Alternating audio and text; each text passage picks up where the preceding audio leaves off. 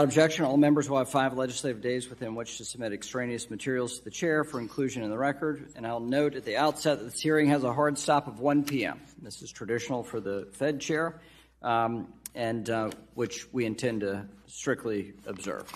I now recognize myself for 4 minutes to give an opening statement. Thank you, Chairman Powell, for your testimony today. This week, you stated that the Fed will, quote, stay the course until the job is done, and that is to restore price stability. This is positive, but you know as well as I do, you're facing a very strong headwind from the political left. Democrats are pressuring the Fed to stray from its narrow mandate. It's a page out of their same old progressive playbook. When they don't have the votes to achieve something here in Congress, they turn to regulators. And now, Chair Powell, they're looking at you and the Federal Reserve. President Biden's kowtowing to the far left is what got us into this inflationary mess. I urge you to reject the ideologues who put their social agenda ahead of economic prosperity. High prices continue to eat away at workers' wages and retirees' incomes. Since President Biden took office, we've experienced inflation at rates not seen since the late 70s and early 80s. Inflation rapidly accelerated after Democrats passed their so-called American Rescue Plan, which poured nearly $2 trillion of inflationary fuel into the economy. By June of last year, the Consumer Price Index showed inflation skyrocketed from below 2% to nearly 9%. And personal consumption expenditures, the Fed's preferred measure of consumer prices, ballooned to 7%. Instead of being rescued by Democrats, Americans were punished with pain at the grocery store and sticker shock at the pump. While inflation is now below its mid-2022 peak, it is persisting at rates well above the Fed's target. It remains broad-based and continues to hammer Americans' pocketbooks. In fact, a recent Gallup poll shows half of the respondents say they are worse off financially than a year ago. It's clear that there's still a long way to go in the effort to bring down costs. I look forward to hearing you reaffirm your commitment to that work today. Republicans also want to hear from you regarding some concerning developments at the Federal Reserve on the regulatory front. Recently, the Federal Reserve's Vice Chair for Supervision announced a quote-unquote holistic review of bank capital in the Fed's regulatory regime. However, it seems that only a small group within the Fed knows what this means, what it entails, how much review is being vetted by the full board, and the type of quantitative analysis the Fed is performing. The Fed shouldn't operate in the shadows, especially when the regulation in question can have broad and significant economic effects. It's also unclear the motivation for the Fed's holistic review, particularly when so many board members have stated that the banking system is very well capitalized, and any review of capital standards should be targeted. It also appears the Federal Reserve Board is laying the groundwork for climate policy to be implemented through the Fed regulation with an opening salvo to quote-unquote scenario analysis. Addressing an issue like climate change is important, but a policy that should originate here in Congress by the elected representatives of the people, not the central bank. As you've said, the Fed needs to... Thank you very much, Mr. Chairman. Good morning, Chair Powell. Since your last visit, our country, under the leadership of President Biden, has made major progress to improve economic conditions, including adding a record 12 million jobs, reducing unemployment to its lowest rate in 54 years, while also reducing the deficit by $1.7 trillion. Unfortunately, many families are still struggling to afford basic necessities because of inflation. What's more, interest rate hikes are making borrowing, especially for mortgages, outrageously expensive. Since I raised this concern for you in a November letter, The rate hikes continue to have an outsized impact on housing costs, which are, as you know, a primary driver of core inflation.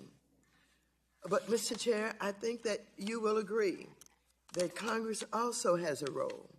That's why I'm somewhat disappointed that after 2 months, Republicans have taken no serious action to address inflation. By this time last Congress, House Democrats had passed the American Rescue Plan to provide relief from the ongoing pandemic, which included our committee's efforts to provide $70 billion for homeowners, renters, businesses, and first responders. If Republicans are looking for ideas, committee Democrats have put forth additional bills, like the Build Back Better Act, to bring down costs for Americans, especially housing costs. Even more concerning, we're just months away from an economic catastrophe beyond what we have ever seen, including spiking interest rates, massive job losses, and global instability. I'm talking about the threats by Republican leadership to force a default on our nation's debt if we don't agree to their demands to cut Social Security, Medicare, or other critical programs. You've urged Congress to take immediate action to raise the debt ceiling. But rather than focusing on this very real issue, the first bill that committee Republicans brought to the floor instead suggested that Social Security and Medicare are socialist threats to America. Since then, we have considered legislation related to deregulating securities and banking laws and countering threats from China, but Republicans have completely ignored the biggest economic threat to businesses, consumers, and our economy, defaulting on our debt. Last month, I wrote a letter to Chair McHenry urging him to take this matter seriously and hold a hearing, but I'm still waiting for a response. I hope Republicans will listen today to the real consequences that even the mere threat of a default would have for everyone in this country. And finally, I'm so pleased that we're finally making progress on diversity and inclusion for key positions at the Fed, including last year's historic confirmation of Dr. Lisa Cook to serve as the very first Black woman on the Federal Reserve Board, with the board's vice chair and Kansas City Fed president positions vacant. I think President Biden and Kansas City Fed Board should build on this progress by seriously considering diverse candidates for these positions. With that, I yield back the balance of my time. The ranking member yields back the balance of my time, asking him his consent to submit for the record my letter to Secretary of the Treasury Janet Yellen from February 28th, asking for an update on the ex-date for the debt ceiling. I also ask unanimous consent to submit for the record the latest CBO long-term budget outlook on the unsustainability of our debt, most recently released. And without objection, so ordered. I'll now recognize the Chair of the Financial Institutions Subcommittee Chair, Mr. Barr, for 1 minute. Thank you, Mr. Chairman. And Chairman Powell, thank you for being here today to discuss the Federal Reserve's monetary policy actions in a time of economic uncertainty, mixed economic data, historic inflation that continues to plague families and businesses around the country. It is paramount that the Federal Reserve remain vigilant on reducing inflation, anchoring inflation expectations, and restoring price stability at the Fed's 2% target. I also look forward to discussing the Fed's regulatory and supervisory activities. As the Fed reviews the bank capital framework, it needs to consider the impact to the real economy and our global competitiveness when raising capital requirements and sidelining capital would work at cross purposes with monetary tightening, constraining the supply side when we need more, not less, investment to fix supply chains and reduce inflation. Tailored regulations are required of the Fed by law, and a one-size-fits-all approach would be the wrong path to take. Finally, I urge the Fed, in your words, to stick to its knitting and not attempt to be a climate regulator. I yield back. Gentleman's time has expired. We'll now recognize the ranking member of the Financial Institutions Subcommittee, Mr. Foster, for 1 minute.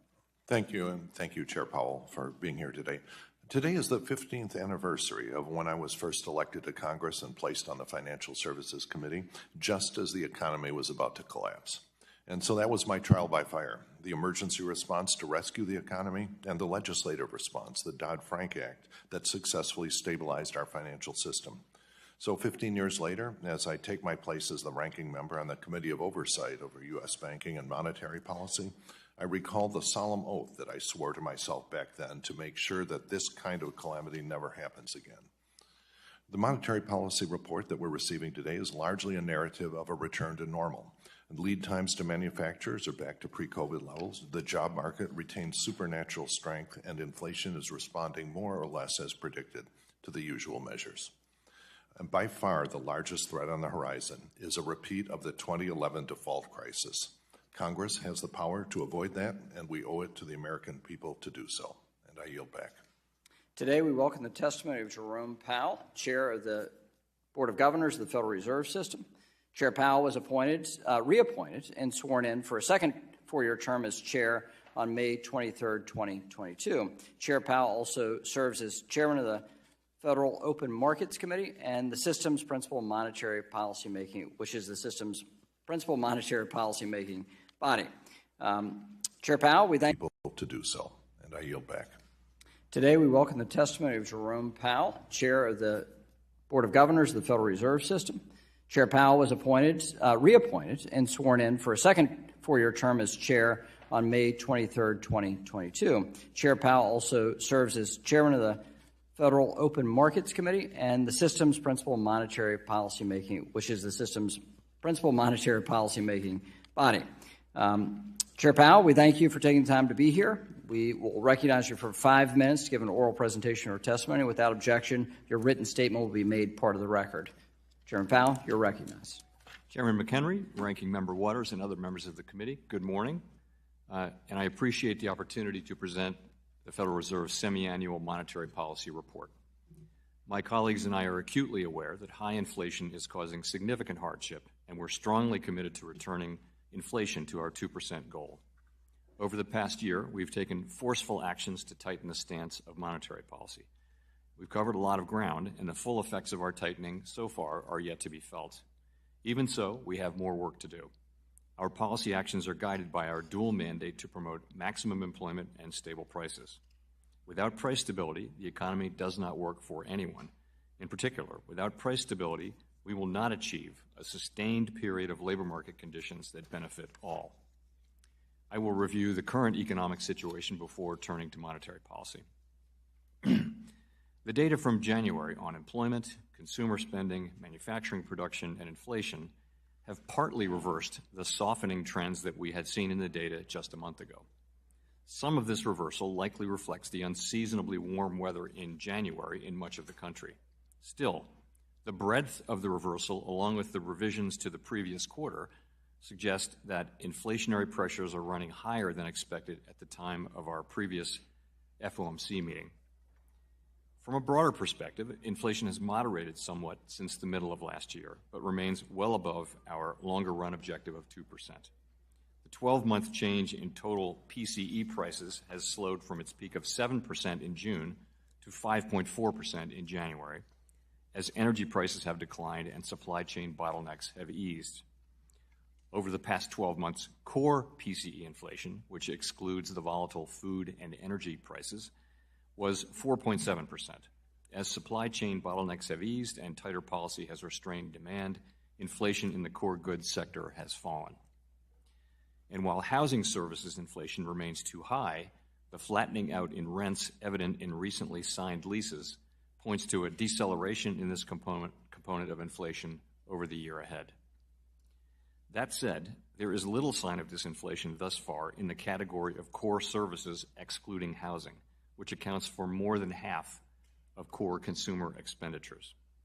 To restore price stability, we will need to see lower inflation in this sector, and there will very likely be some softening in labor market conditions. Although nominal wage gains have slowed somewhat in recent months, they remain above what is consistent with 2% inflation and current trends in productivity. Strong wage growth is good for workers, but only if it's not eroded by inflation. Turning to growth, the U.S. economy slowed significantly last year, with real GDP rising at a below-trend pace of 0.9%. Although consumer spending appears to be expanding at a solid pace this quarter, other recent indicators point to subdued growth of spending and production. The activity in the housing sector continues to weaken, largely reflecting higher mortgage rates. Higher interest rates and slower output growth also appear to be weighing on business fixed investment. Despite the slowdown in growth, the labor market remains extremely tight. The unemployment rate was 3.4% in January, its lowest level since 1969. Job gains remain very strong in January, while the supply of labor has continued to lag. As of the end of December, there were 1.9 job openings for each unemployed individual, close to the all-time peak recorded last March, while unemployment insurance claims have remained near historic lows. Turning to monetary policy. With inflation well above our longer-run goal of 2% and with the labor market remaining extremely tight, the FOMC has continued to tighten the stance of monetary policy, raising interest rates by 4.5 percentage points over the past year. We continue to anticipate that ongoing increases in the target range for the federal funds rate will be appropriate in order to attain a stance of monetary policy that is sufficiently restrictive to bring inflation down to 2% over time. In addition, we are continuing the process of significantly reducing the size of our balance sheet. We are seeing the effects of our policy actions on demand in the most interest-sensitive sectors of the economy. It will take time, however, for the full effects of monetary restraint to be realized, especially on inflation. In light of the cumulative tightening of monetary policy and the lags with which monetary policy affects economic activity and inflation, the committee slowed the pace of interest rate increases over its past two meetings. We will continue to make our decisions meeting by meeting, taking into account the totality of the incoming data and their implications for the outlook for economic activity and inflation. Although inflation has been moderating in recent months, the process of getting inflation back down to 2% has a long way to go and is likely to be bumpy. As I mentioned, the latest economic data have come in stronger than expected, which suggests that the ultimate level of interest rates is likely to be higher than previously anticipated. If, and I stress that no decision has been made on this, but if the totality of the data were to indicate that faster tightening is warranted, we'd be prepared to increase the pace of rate hikes. Restoring price stability will likely require that we maintain a restrictive stance of monetary policy for some time. Our overarching focus is using our tools to bring inflation back down to our 2% goal and to keep longer-term inflation expectations well anchored. Restoring price stability is essential to set the stage for achieving maximum employment and stable prices over the longer run. The historical record cautions strongly against prematurely loosening policy. We will stay the course until the job is done. To conclude, we understand that our actions affect communities, families, and businesses across the country. Everything we do is in service to our public mission. We at the Federal Reserve will do everything we can to achieve our maximum employment and price stability goals. Thank you. I look forward to your questions. Thank you, Chairman Powell. I'll now recognize myself for 5 minutes for the purposes of questioning. Chairman Powell, there's been a lot of discussion over the last 24 hours about the effect of rate increases on the economy, a lot of debate about what you said yesterday in the Senate. But no one asked you this directly. We have a March meeting coming up, Open Markets Committee meeting coming up in 2 weeks. How do you think about the March meeting? What's your approach to that? What are we likely to see? Thank you. So I won't repeat what I just said in my testimony, but if I turn to the March meeting, I guess I would say that we have some potentially important data coming up, data to be analyzed. One of them came out at exactly 10 o'clock. That would be the JOLTS report, which, of course, I haven't seen, being sitting here at 10 o'clock. But we're also getting a jobs report on Friday and a CPI and PPI inflation report next week. So those will be important, and we'll scrutinize them. When we say that we're going to be looking at the totality of the data, which is what I said, that does include these reports yet to come. They're going to be important in our assessment of the higher readings that we have very recently received, and of the overall direction of the economy and of our progress in bringing inflation down. And we'll be carefully analyzing them. Again, we have not made any decision about the March meeting. We're not going to do that until we see the additional data. The larger point, though, is that we're not on a preset path and that we will be guided by the incoming data and the evolving outlook. But you've also said higher longer. Is that still the case? Yeah, so as I said in my testimony, we look at the data since January and also the revisions to the November and December inflation data, and they suggest that the ultimate level of interest rates is likely to be higher than we'd expected. What are those economic factors? So going back to January, as I mentioned, the softer inflation readings of November and December were revised up. We got a very strong inflation report for January. We got an extraordinarily strong employment report, very strong consumer spending, strong manufacturing data right across the board. And as I pointed out, some of that may have been affected by the very warm January weather, but nonetheless, all of it pointed in the same direction. Okay, let's move to regulation. Chair Powell, in January, the Federal Reserve put out a policy statement noting that digital asset custody is a permissible activity if done in a safe and sound manner. However, if a bank can demonstrate to the Fed that it can conduct that activity in safe and sound manner, the capital impact of the SEC's staff accounting bulletin effectively precludes banks from offering digital asset custody service at any scale. Are you aware of this staff accounting bulletin by the Securities Exchange Commission and its impact on custodial services? I am aware of it. Of course, it's an SEC accounting bulletin. This is SAB 121, I think. And that's right. Certainly aware of it, and we do follow general accepted accounting principles in our yes. capital regulation. Okay. Well, without objection, I'll submit to submit for the record my letter to the bank regulators about this. So while the Fed says it can be done in a safe and sound manner, the Securities Exchange Commission has regulated it so that it cannot be done. Next question is certainly about bank capital standards. You got questions about this yesterday. Chair Barr has announced a holistic review of capital requirements. As I said in my opening statement, there are a lot of questions about this process. And previous statements by members of the Fed governors about the adequacy of current capital standards. And so while the Vice Chair for Supervision has announced that the Fed will engage in a holistic review of capital regulation, is that Fed staff? Is that done at the at the governor's, the board level? What is the process? There are a lot of questions that people have about his statements. And so we want to understand why it's necessary for the Fed to conduct a holistic review and what that process is. So, my general question is, do you still agree with your previous statements about the adequacy on a generalized basis of our financial system? Or are we to read into this that we're not adequately capitalized and there's a high level of risk in the system that we're unaware of at this point? Thank you. So the why really just is that as a new Vice Chair for Supervision, Vice Chair Barr has he's taking a fresh look at everything, including capital. That actually is typical of the last two people to have this job. So that makes a lot of sense. In terms of the process, it's certainly conducted under Vice Chair Barr's leadership with input from the staff and discussions with governors on that committee. And I'm kept broadly apprised about what's going on. But the bottom line is nothing has been proposed to the board. Nothing has been formalized at this point. It's a lot of work that's going on. I think discussions are going on, meetings with industry and that kind of thing. When we get to the place where that's appropriate, the board will be carefully briefed.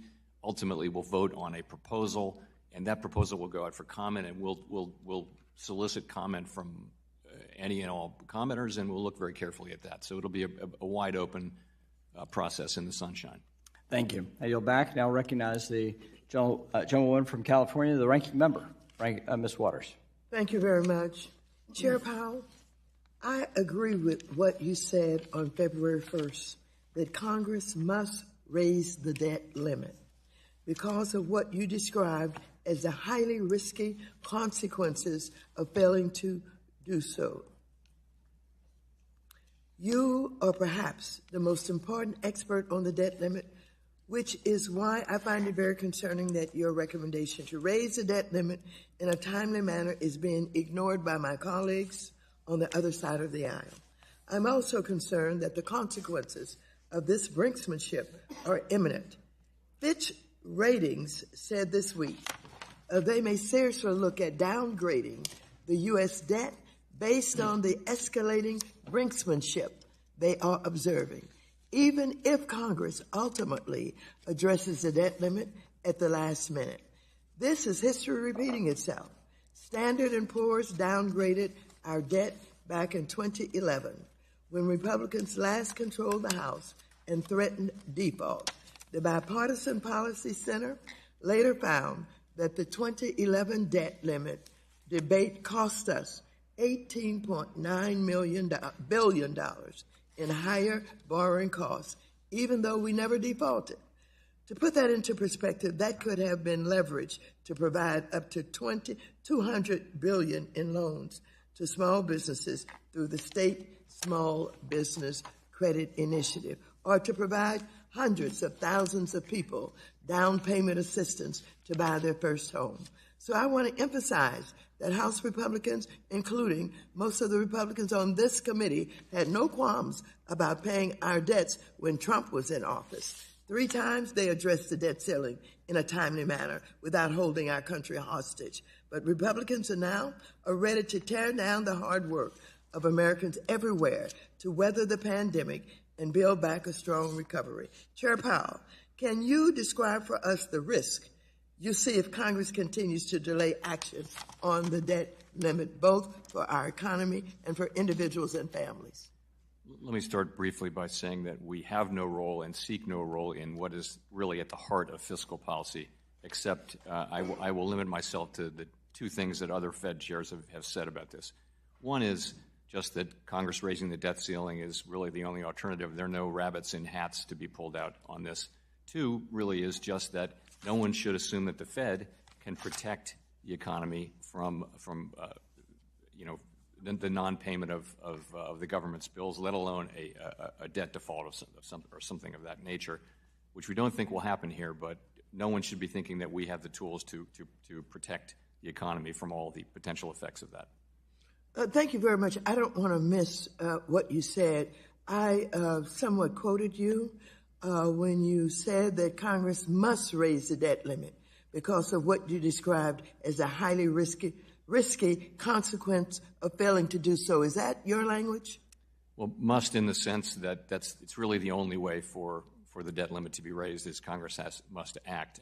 Again, these are fiscal discussions, and we don't want to be a part of them, and really they're between elected officials. But you are an expert on the subject. Well, I spent a lot of time on this, as you'll recall. As an expert on this subject, you are concerned about the high risky consequence of failing to do so. Is that correct? Did I correctly quote you? That's correct. Thank you.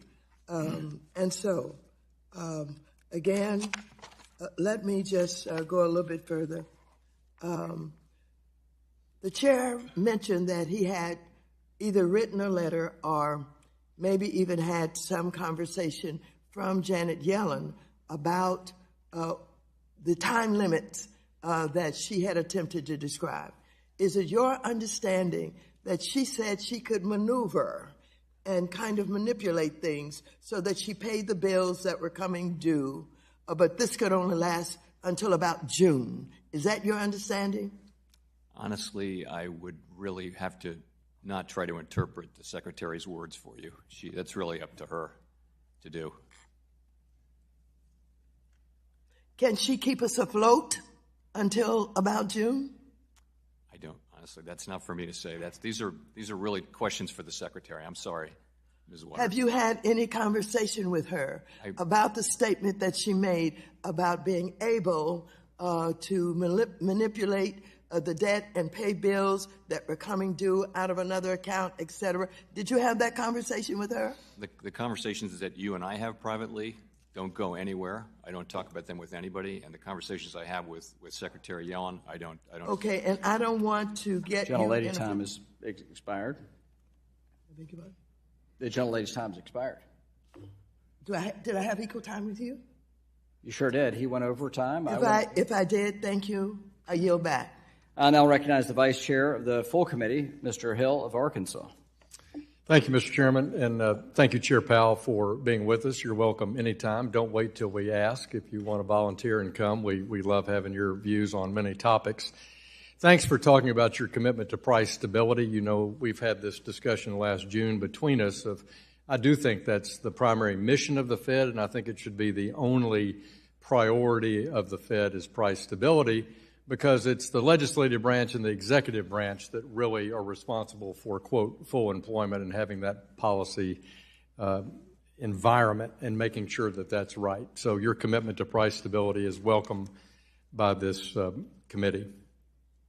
Yesterday in the Senate, you suggested that you supported a regulatory framework, a broadly regulatory framework for digital assets. Is that right? Yes. And is it your view that if we had a regulatory framework here in the United States for digital assets, that there'd be more transparency and rules of the road for both consumers, investors, and developers? Absolutely. And would it, if we had those rules of the road for business seeking to use and develop blockchain as a potential new technology in their business and tokenized payments, that again, that would be beneficial to business to know how to go about that? Yes, and to assure that it's all done in a safe and sound manner when we're talking about banks. Right. And then my next point would be exactly that, to help banks, investment brokers, custodians understand how they could even participate in that market in a safe and sound manner. You agree that a regulatory framework would help on that?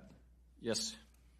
And then finally, we've grown up in our country, and it's unique in the world, that we have a dual banking system, and due to a quirk here in Congress over 100 years ago, we have insurance is regulated exclusively by the states. So would you believe that regulatory framework would also have to preserve some sort of role subject to safety and soundness, for states to play some role in that regulatory framework for digital assets? Let me just say, I think that it certainly works in banking and insurance. I have no problem with those. Right. But you think it could, you consider it possible that it could also work in digital assets? Certainly possible. Yeah. Thank you. Turning to a topic that's been a subject here for nearly 4 years, central bank digital currencies. Article 1 of the Constitution reserves coins and coin issuance, money issuance to the Congress. And we've in turn delegated that to the U.S. Treasury, which has, since 1912, engaged the Federal Reserve as their fiscal agent. You've testified here many times before that to issue a central bank digital currency, that would have to be authorized by statute by Congress. Is that still your testimony? So that is absolutely the case as it relates to a retail CBDC. There are potential forms of a wholesale CBDC that we need to look at. It's less clear. But we've always been talking about retail CBDC, and that's something we would certainly need congressional approval for. And what would be a parameter on something that's not a retail CBDC where you think that could be issued in some form or fashion without Congress's direct statutory authorization? It would be, for example, it would just be something between banks, so it would look an awful lot like a bank reserve. And you might ask, well, why would we need it? And that's a really good question, too. Yeah. But it's just something that's literally within a wholesale market. But that speaks that you might have a blockchain between banks and the Fed using a central bank digital currency token to settle transactions institutionally inside Yes. So that leads me to FedNow, which is supposed to be up and running, I think, this summer, somewhat behind the scene there. I would like to ask you to formally have this full committee briefed on that by the Federal Reserve. I know the chair of the Kansas City Bank was involved. She's now left. And I think the committee has a lot of questions about FedNow, how its interoperability will work, how it's going to roll out, and also just a question that we've been asked that why the Fed wire system isn't up 24 hours a day, 7 days a week now to benefit consumers that are using Venmo. Do you have a thought on that? I'm not sure why we're not 24/7 on that, and we, of course, be delighted to come up and brief the committee on Fed. That'd be good. We'll take you up on that and the right person from the Fed. And Mr. Chairman, I yield back.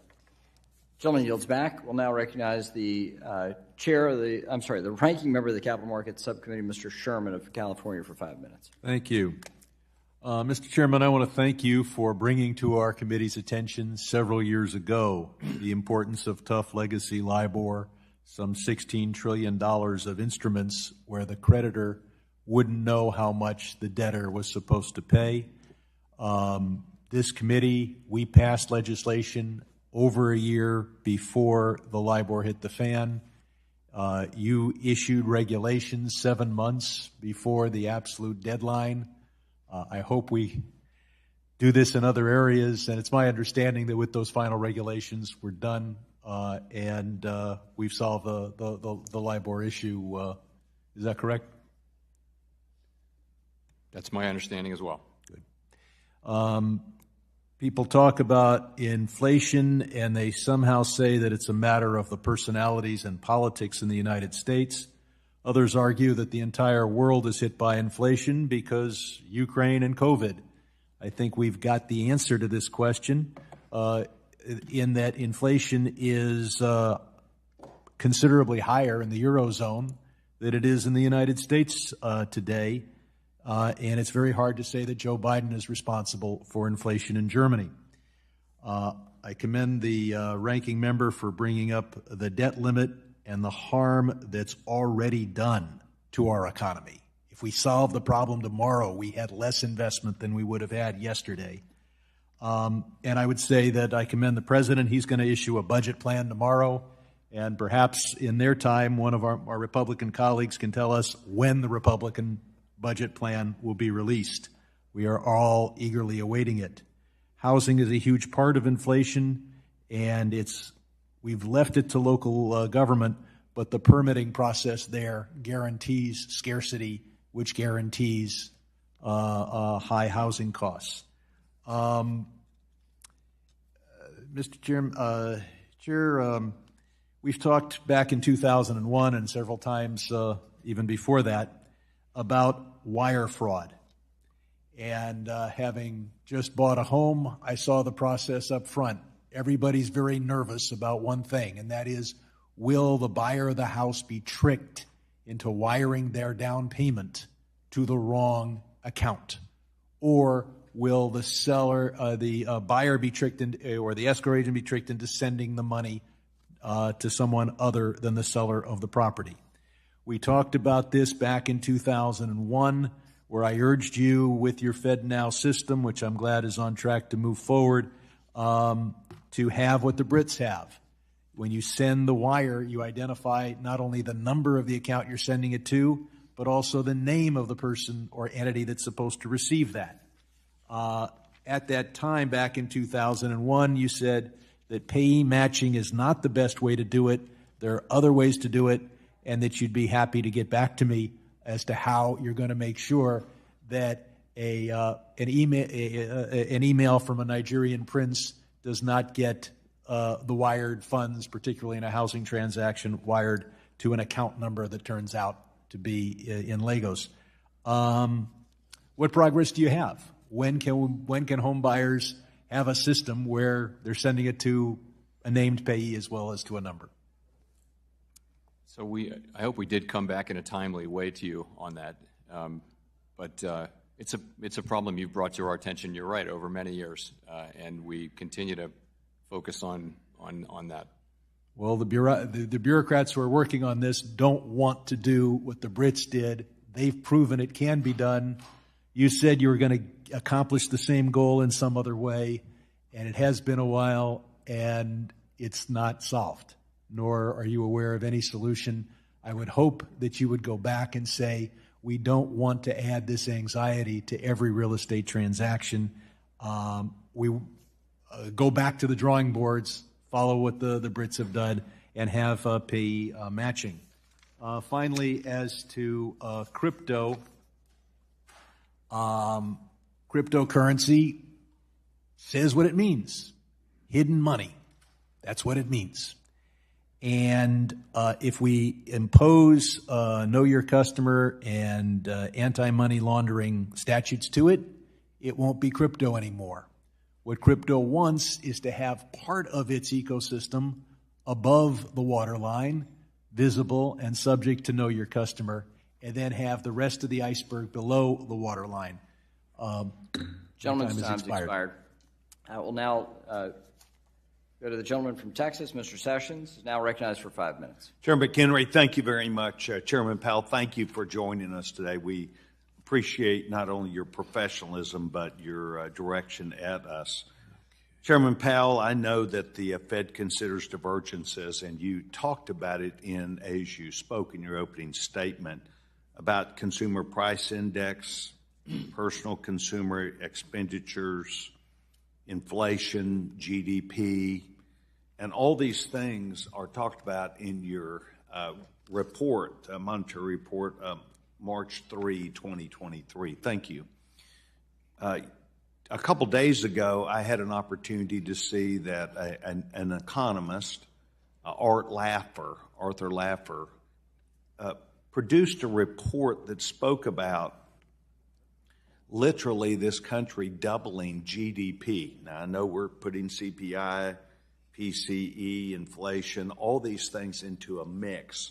But he said that if we made changes in health care to efficiencies, we could double the current GDP rate. My question to you that I hope you can answer is, what do you think about that? Is that something that is in this document that I have missed? And it's seemingly to a person who follows this, as Art Laffer does for 50 years, what do you think is an important way to look at efficiencies in healthcare? Thank you. So no, that's not in our monetary policy report. I'll just say one thing, and that is we do spend something like 17 or 18 in that range percent of GDP delivering health care. Other similarly wealthy countries spend 10%. So it's the delivery system. It's not that the benefits are incredibly rich or anything like that. It's just that the delivery system is very expensive. That's $1 trillion a year that we spend and get nothing for it. This is fiscal policy, but I'm responding to your. So I would think that he may have meant that if we had a delivery system that saved that $1 trillion that doesn't really get us anything, then that would be great for the economy, which I would agree with. So you've spoken of supply chain disruptions because it in fact is an inhibitor or an accelerator as we gain that advantage. You just talked about some seemingly which would offer some validation to Mr. Laffer as he spoke about the huge importance of this. Is that something you should start paying attention to where policy people, not only at the Fed, but your Fed banks around the country would start looking at and start putting pressure on us to gain those efficiencies as a result of a global view?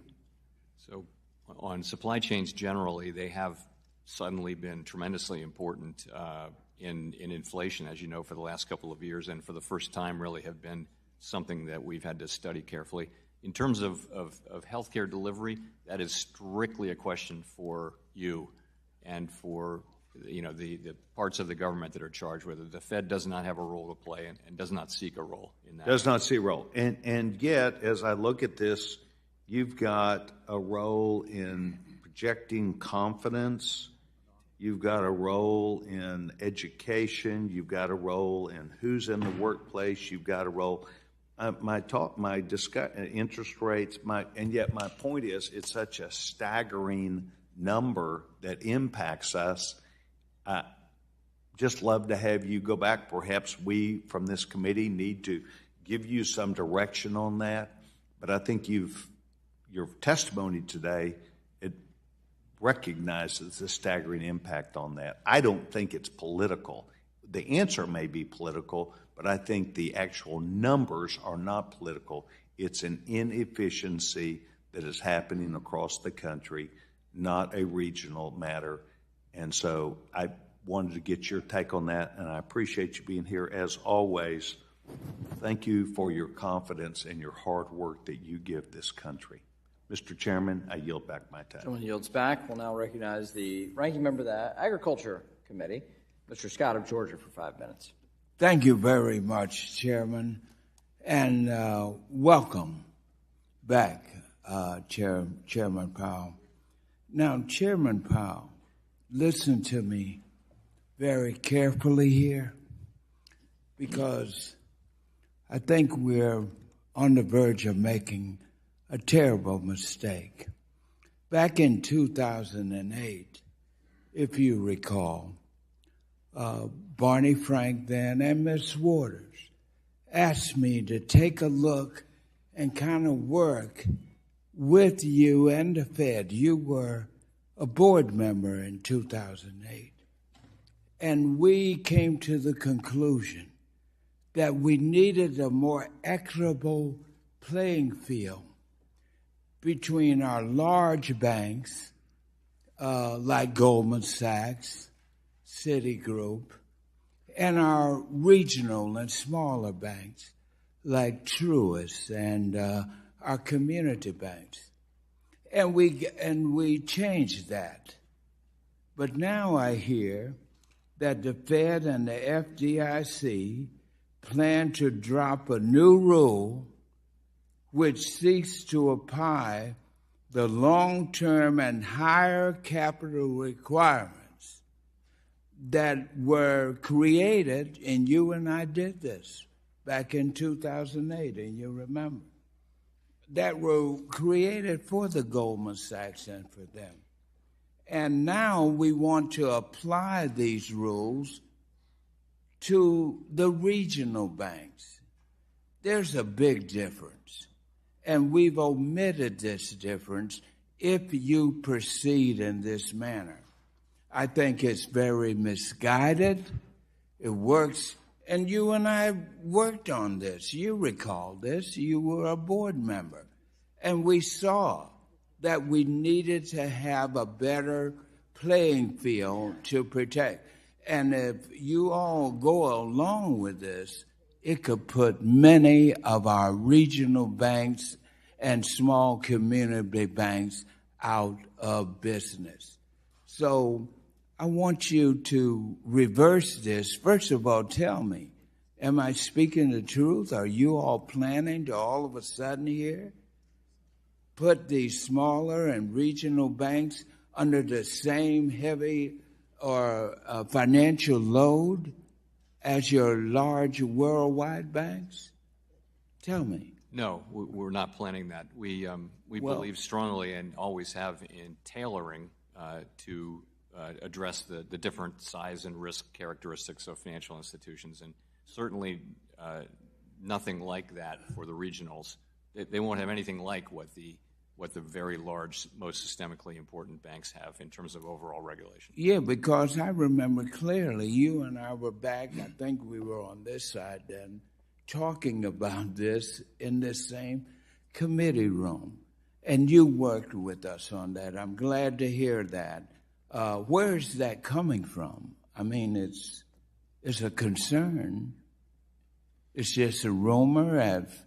Have there been any discussions about removing the playing field and the guardrails we have here, the differentiations in the requirements between the regional banks, community banks, and your larger global banks?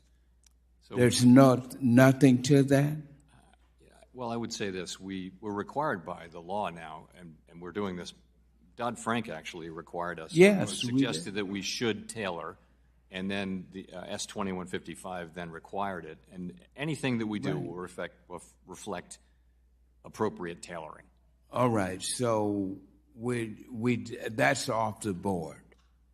We're not going to change and put the smaller and regional banks under the same financial obligation role as the large banks. We got that right from you, correct? Yeah, that's right. All right. Good. Now let me turn to China. I'm really worried about China, and right now, people may not know it, but China is the world's largest economy in terms of purchasing power. Now, at our last meeting, I talked about this move where we didn't blow the balloon up.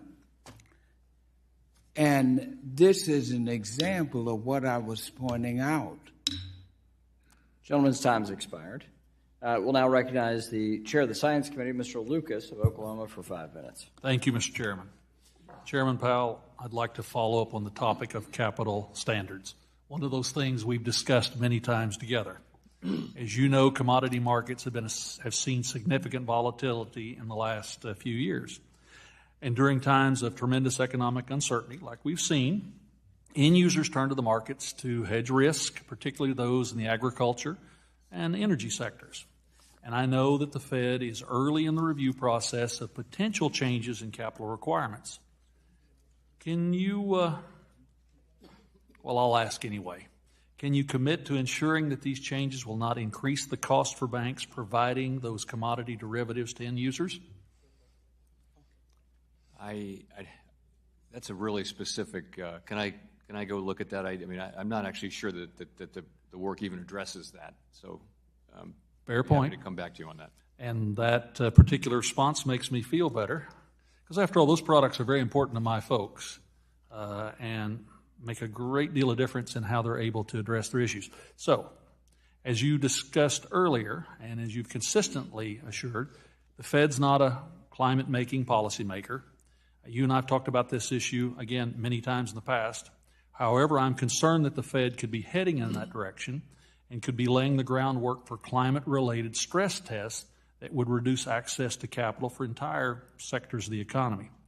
This would also open up the Federal Reserve, potentially to political pressure, and force the Fed, in fact, to make policy decisions related to climate change. We've seen, for example, this administration turn to regulators to impose climate policy as an alternative to the legislative process. Chairman Powell, how careful are you in ensuring that the Fed does not place itself into the climate debate? And how can Congress ensure that the Fed's regulatory toolkit is not, shall we say, warped into creating climate policy outcomes? So I think we do have a narrow but real role there, which is around bank supervision, making sure the banks understand and can manage their risks over time from climate. I think my colleagues and I all understand that it's a tightly circumscribed role that we're playing, and that we're not looking to move into an area where we're actually becoming a climate policymaker. I would completely agree with you, though, that over time that border needs to be very carefully guarded, and I will tell you that I will do that as long as I'm at the Board of Governors. I very much appreciate that, because again, it's a very important issue to the 3rd District of Oklahoma. Traditional production agriculture, oil and gas, and the actions that the Fed takes have a significant impact back home. So it's vital that we resist the demands to do that sort of thing now or in the future. And I very much appreciate that response. And with that, I'll yield back the balance of my time, Mr. Chairman. Gentleman yields back. The gentleman from Massachusetts, the ranking member of the Digital Asset Subcommittee, Mr. Lynch, is recognized for 5 minutes. Thank you, Mr. Chairman. And thank you, Mr. Chairman, and for your willingness to come here and to update us. Last week, the Treasury Department announced that leaders from Treasury would begin to meet regularly with leaders from the Fed and from the White House to discuss a possible Cbdc, central bank digital currency, and other payment innovations. In the statement, it was mentioned, and I'll quote from it, it said that the Fed is encouraged to provide periodic public updates as it continues its research and its technical experimentation on central bank digital currencies. I was wondering, first of all, when you might be expecting to share some of these public updates. What's the timing on that? So we did go out for comment in general on a Cbdc a year or so ago, and I do expect we'll go out. I can't give you a date, but we'll certainly go out and engage. We engage with the public on an ongoing basis. Yeah. We're also doing research on policy and also on technology. that's what we're up to. I'm aware of the Boston Fed has a partnership there, the Hamilton project over there with the folks from MIT Media Lab. They're doing a great job. But, you know, it says here that the discussions would include technical experimentation. I was just wondering at what level are you talking about making decisions on architecture for a CBDC, a retail CBDC? We're not at the stage of making any real decisions. What we're doing is experimenting in kind of early stage experimentation. How would this work? Does it work? What's the best technology? What's the most efficient? We're really at an early stage but we're making progress on sort of technological issues.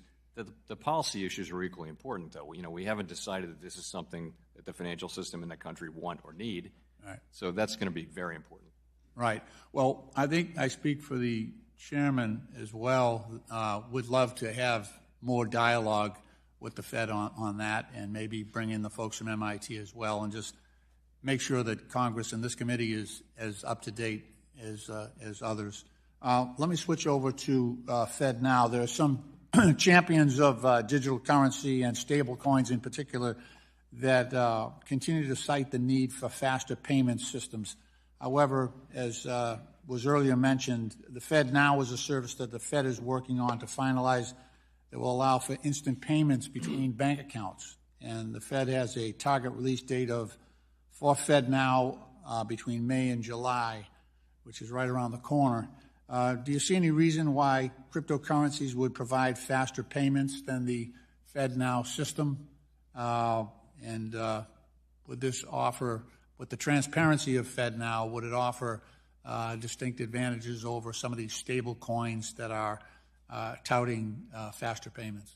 What Fed Now will do is it will enable all the banks, any bank in the United States, not just the big ones, to offer instantly available funds and real-time payments to their customers. That's what it will do. So that's a great thing. You know, a CBDC, I think you're asking whether a CBDC would serve some of that, but a CBDC is going to be years in the evaluation. And, you know, I think we can get this into the hands of the public very quickly. And I think state banks that were authorized to issue their own currency. But when the greenback came out, all of those various currencies went to zero because, trillions right now. And I'm just thinking, if we had those advantages built into a CBDC, wouldn't those alternatives go to zero if they did not have the transparency and the full faith and credit that we enjoy? So certainly unbacked cryptocurrencies that don't have any intrinsic value but nonetheless trade for a positive number, those I've never understood the valuation of those. Stable coins are actually, many of them are really, they're drawing on the credibility of the dollar. They have dollar-based, they're dollar-denominated mainly, and they have dollar-based reserves, although we don't know what's in the reserves because there's no regulation. Gentleman's time has expired. The gentleman from Missouri, Mr. Lukemeyer, is recognized for 5 minutes. The chair of the National Security Subcommittee. Thank you, Mr. Chairman. And thank you, Chairman Powell, for being here this morning. The reserve currency status of the dollar to the U.S. has enormous financial and national security benefits.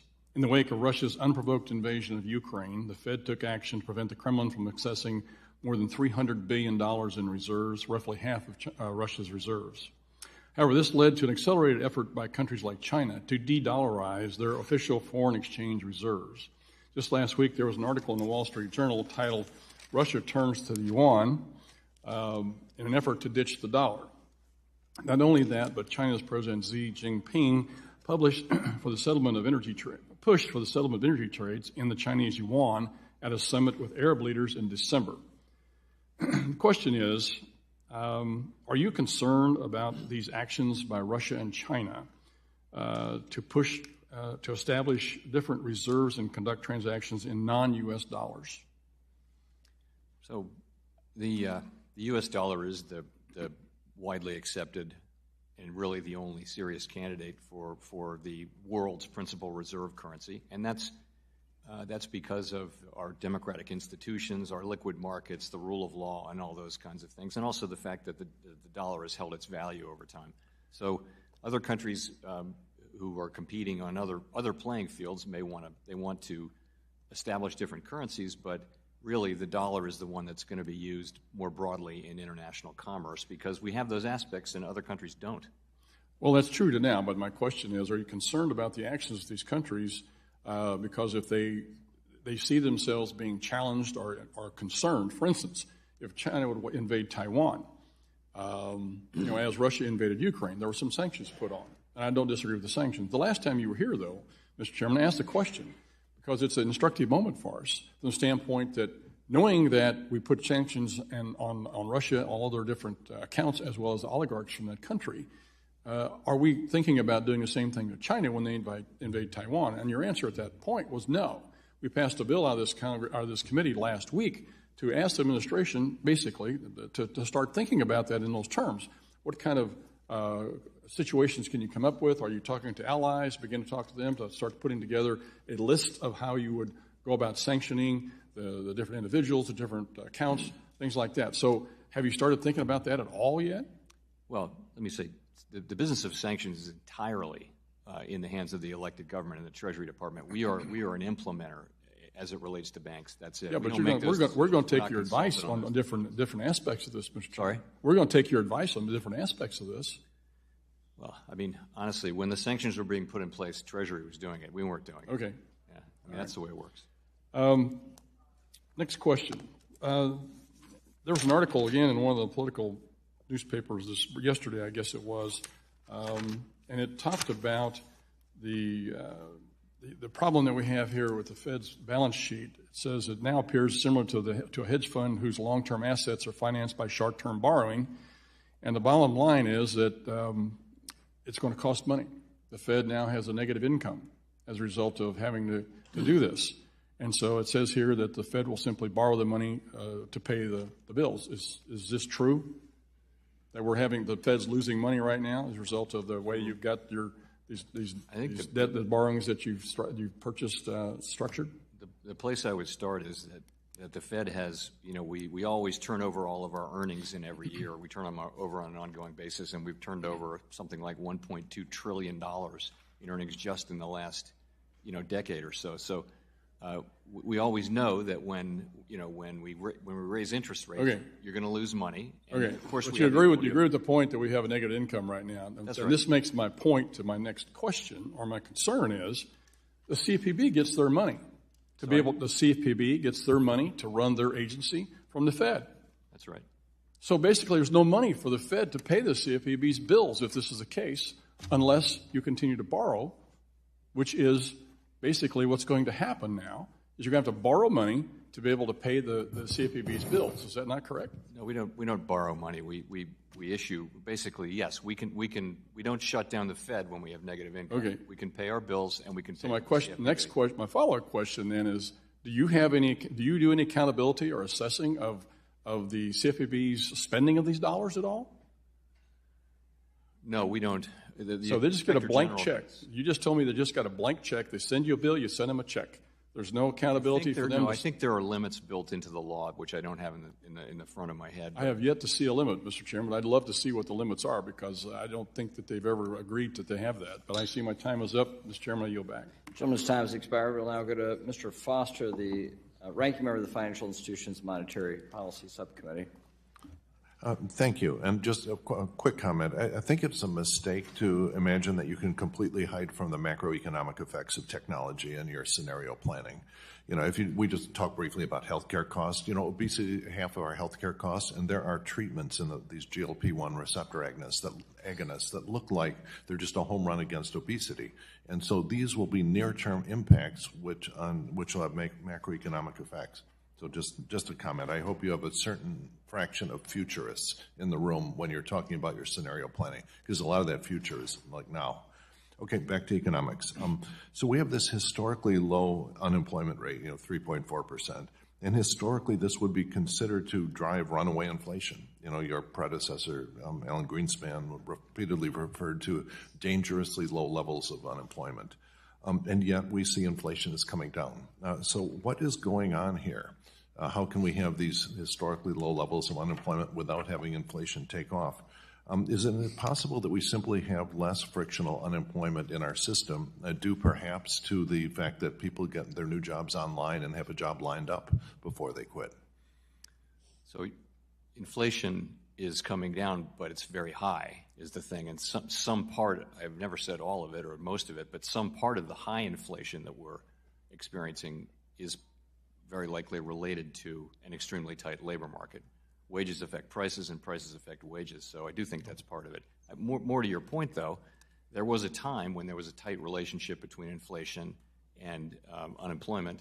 In other words, the Phillips curve was steep, and that went away over the period of the Great Moderation. And really, in our thinking, that's because people came to expect 2% inflation, and we had 2% inflation, and then people just stopped focusing on inflation, and it stayed very low. So there was really no relationship, or very, very tiny relationship.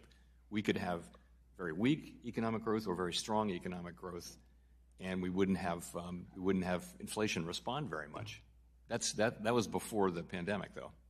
Okay. Well, I hope you don't overlearn, some of the lessons there. It's one of my worries that there have been a number of exogenous shocks to the system here, and it'll take a while to go through them. And if you want to be careful there. Now, in a related issue, when you say refer to the totality of factors, you're looking at a mixture of leading and lagging indicators when you look at this totality of factors. And my question, perhaps you might be paying too much attention to the lagging indicators and not enough to the leading indicators. The example that's referenced, the reference in your remarks and is in more detail in the report about the difference between using current rental payments versus the amount that you pay for a new rental contract, and difference in how much they lag. Had you paid more attention, for example, to the leading indicators like current rental contracts, then you probably would have picked up inflation earlier. You would have been, not gotten so far behind the curve on that. And secondly, there are policy implications going forward. If you look at current rental prices for new contracts, we're much farther along in fixing inflation, and that you can take your foot off the brake. And so what's your thinking on that, and whether you may perhaps be systematically not paying enough attention to leading indicators versus lagging ones? So we've had our eyes on the whole housing inflation thing from the very beginning, and right now what I would say is that every forecaster is baking in lower rent increases. That's a big part of why people think inflation is going to come down in 2023. I think the thing with transitory was more had to do with goods, and it had to do with the thought that these supply side disruptions would go away much quicker than they would, that the labor market disruptions would go away much quicker than they did. And in hindsight, it just took much longer for those disturbances to go away. Yeah. So with hindsight, and if you allow yourself to Monday morning quarterback yourself, you probably would have gone up to 4% earlier, and not had such a big problem with inflation. And so, what is your are there structural things you can contemplate, or even after action reviews to say what would have happened if we would have paid more attention to the leading indicators, or improve the in engineering term, improve the bandwidth of your feedback regulator? This is something, if you want to get the best result, you need a high bandwidth feedback in the system, even when there's averaging on the back end. So this is something we only think about during waking and sleeping hours, as you can imagine. It's really hard to know what the lessons are. Again, we really thought things would. Nobody had seen the supply chains collapse. No one had seen labor force participation plummet. We didn't know, or unemployment go to 14% and higher than that. Really, we didn't know how long it would take to go away. And if we ever see this pitch again, we'll know how to swing at it. But it's been we'll now recognize pretty bunch of firsts. Sorry. Gentleman's time has expired. The gentleman, his time has expired. We'll now go to the gentlewoman from Missouri, the chair of the Capital Markets Subcommittee, Ms. Wagner, for 5 minutes. Hi, thank you, Chairman McHenry. And Chair Powell, welcome. Thank you for your service and for being here today. Yesterday, I was pleased to hear you discuss how inflation is severely hurting the working people in America. In your testimony, you also state that strong wage growth is good for workers, but only if it is not eroded by inflation. And that is key. Inflation is a tax, a hidden tax on every American. If the Federal Reserve were to shirk its mandates to stabilize prices, leaving inflation alarmingly high, what would it cost America's hard-working families in Missouri's 2nd Congressional District and beyond? So I think the costs of failure to restore price stability would be extremely high, and while there will be costs to success, the costs of failure will be much higher. You'd be looking at an extended period where people learn to expect and live with high and volatile inflation, and it's very, very hard to have rising real incomes during such a period. So it would be a bad thing for the country. Can you reassure the committee that the Fed remains committed to bringing prices down for our constituents? Yes, I do. Thank you. I hereby assure you. And changing topics here a bit, as China's economy reopens and about 18% of the world's population resumes its consumption of oil and other key goods, what sort of inflationary impact will we see here in the United States, sir?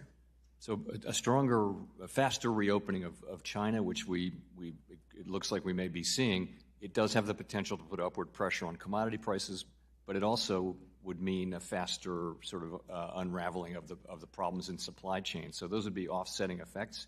I think sitting here today, we don't expect the net effect to be big. For the United States, it might be bigger for other parts of the world, but we think it ought to be moderate overall. Well, China is one of the world's top oil importers. And do you expect any inflationary effects on global energy markets as China's oil consumption returns to their previous levels?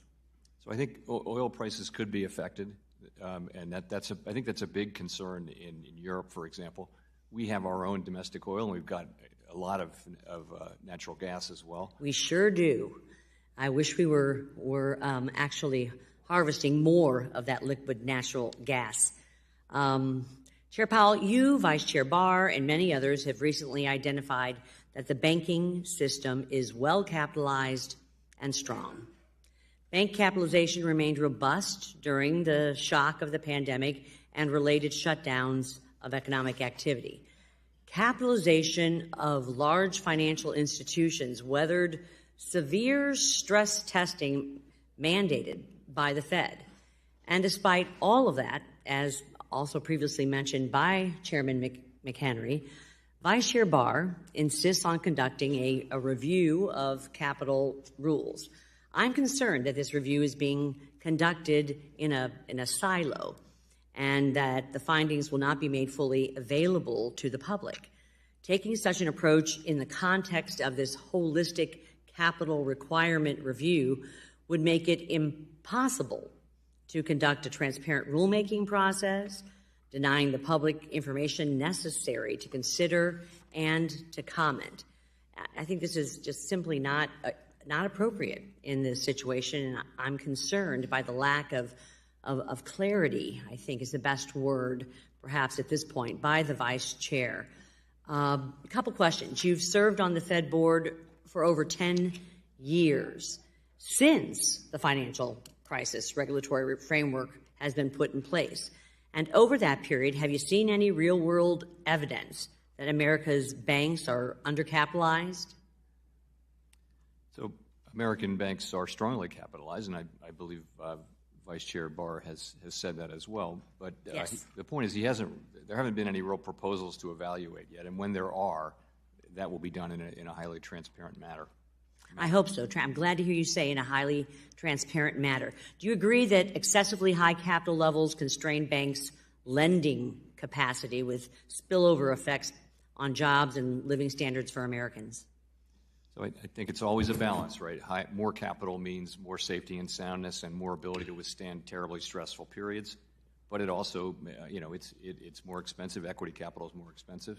U.S. banks have competed incredibly well around the world. Yes, with they have. high levels of internationally. capital. But so that's a trade-off that you you're always going to be making when you think about capital. Gentlewoman's My time time has is expired. expired. Yes, thank We'll you. now recognize the gentlewoman from Ohio, the the ranking member of the National Security Subcommittee, Ms. Beatty. Ms. Beatty, for 5 minutes. Thank you, Mr. Chair, and I like that title.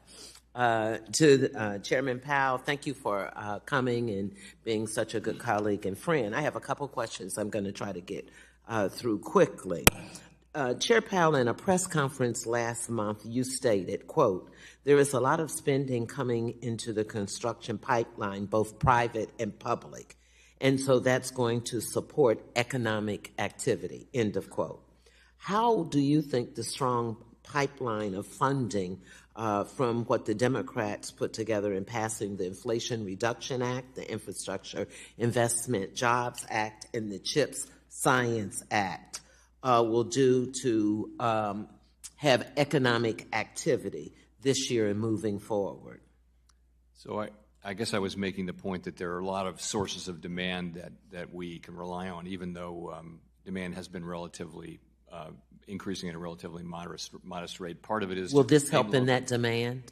Yes. I mean, there is state and local governments I mentioned are about... So would you say this is a great thing that we've done coming from the left over here? Not for me to judge the merits of what gets done, but I'm just saying there's... But it will contribute. There that will support economic and support activity. it. Yeah. So I'm going to assume from that's a positive. Let me go to the second question. Chairman Powell, the Federal Open Markets Committee is projecting that unemployment will increase to 4.6% by the end of the year. And those costs, as we know, won't be borne equally. If we look at the ratio from the last time unemployment was 4.6% and compare it to our numbers now, it would mean that white unemployment would go up to about 0.9, but black unemployment would go up by 2.3%. Does that sound somewhat accurate to you? Yes. Can you address the disparity impact with that? And before you answer, let me go to the book and thank you that was put at our places together. You made in this book with your signature on it is stated, however, while disparities in unemployment have largely returned to pre-pandemic levels, there still remain significant disparities in absolute levels of employment across groups like African Americans and Hispanics. So can you address that? I can. So right now, to your point, actually African-American unemployment is, I think, 5.4%, which is just about as low as it's been since we started tracking it in 1972. But differential from majority by... I'm going to say, so that's 5.4, whereas the overall is 3.4, and that includes blacks, so that means for whites is well lower than that. What happens is, so there's a persistent gap between black and white unemployment, and also when unemployment goes up quickly in a recession, it goes up much faster for African Americans. When the economy grows again, it comes down faster. So that's just that's somehow embedded in our economy. We don't really have the best thing we can do is achieve stable prices so that we can have long expansions. And what happens in those long expansions is that the labor market gets tight, sustainably tight, and we have historic lows in unemployment, including for African Americans. Let me say thank you, and let me also, again, thank you. As you know, in the 117th, I was the chair of the D&I committee, and let the record state that you always pushed for making sure that you understood and respected that. And in that, this is very minor and certainly personal to me. In this report, maybe those who helped you author it, I would like to see the areas that talks about unemployment not under a title of special topics, but something that draws a little more attention to it as some of the others, just very minor. Last question I have. Can you tell me if the Feds is committed to working with the other agencies like the FDIC and the OCC to finalize a rule soon on CRA? Certainly that's something of great interest to many of my colleagues. So can you give us any updates on it or how the process is going or what we can expect? Yes. So with Governor Brainerd's departure for the White House, I've asked Vice Chair Barr to take the lead in moving it forward. There's would characterize it that there's essentially agreement between the three banking agencies on the changes to be made. That's all being written up and vetted, and at a certain point, members of the Board of Governors will be briefed on it. We'll vote on it. Is there anything we can do to help with that? No, I think we're hard at work on it, and it's going to take some months, but I think we're nearing we can see the airport, and we'll be landing in a few Gentlewoman's months. time has expired. The Thank you. gentleman from Kentucky, the chair of the Financial Institutions and Monetary Policy Subcommittee, Mr. Barr, is recognized for 5 minutes. Thank you, Chairman McHenry and Chairman Powell. Economic data are mixed, as you know. On the one hand, low unemployment, robust hiring, strong consumer spending, and persistent core inflation, and a CPI that's still more than 3 times your 2% target suggests more aggressive tightening is warranted. On the other hand, because the Fed misjudged the inflationary impact of Democrats' overspending, kept interest rates too low for far too long, and failed to end quantitative easing soon enough, the Fed has been forced to raise the Fed funds rate 450 basis points in just 11 months and reduce the M2 money supply at the fastest rate since the 1930s. As a result, wage gains have slowed, credit card debt is at an all-time high, the housing market is in a slump, and the yield curve is inverted. I agree with you that the historical record cautions strongly against prematurely loosening policy. But what would you say to those who caution about the lag effects of monetary policy, the precipitous decline in liquidity? Will the economy have to suffer a recession in order to bring inflation down to 2%? We are very well aware of the lags with which monetary policy affects economic activity and inflation. Those are long and variable, and I would stress highly uncertain. There is really no agreement on exactly how long they are, but we know that slowing down the pace of rate hikes this year is a way for us to see more of those effects as they come in. In December, most Fed officials expected to lift rates this year to between 5 and 5.5%. Is that still your estimated terminal rate, or does the data suggest that the terminal rate could be higher than 5.5%? My colleagues and I will write down new forecasts and release them to the public on March 22. But as I mentioned in my testimony, the data we've seen so far this year suggests that the ultimate level of rates will need to be higher. But we still have some more data to come in between now and the meeting. But as of today, it suggests a higher level than that. Let's go to Vice Chairman Barr's review of the capital framework. A lot of questions for you on that. When Governors Brainerd, Quarles, Clarida, Bowman, and Waller made up the board under your leadership, major changes in policy were addressed following board consensus and not when there was significant dissent. Will you commit to not implementing a new capital framework following this holistic review or the Basel Endgame if there is considerable dissent from the board? I can't really commit to that. We are a consensus kind of an organization, and that's what we'll work toward. But ultimately, we would that be a break from your prior practices? You're a consensus builder, Mr. Chairman. You pride yourself in that, and we credit you for being a consensus-oriented chairman.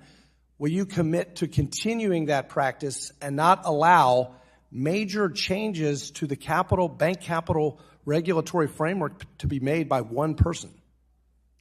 Well, they can't be made by any one person, but I do commit to that, and I commit to doing everything I possibly can to bring people together in consensus, to have something that can be broadly supported. Thank you. Earlier this year, you said, and I quote, "We are not and will not be a climate policy maker." However, in the Fed's draft principles on climate-related financial risks, one proposed principle suggested that boards of directors or of a financial institution should consider making changes to its compensation policies to align with values in the context of supposed climate risks. It appears then that the Federal Reserve, through regulation, wants to begin implementing climate policies.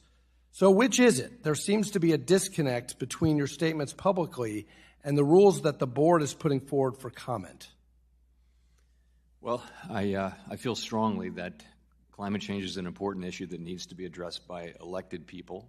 It's just not something that we've been charged with by Congress, clearly.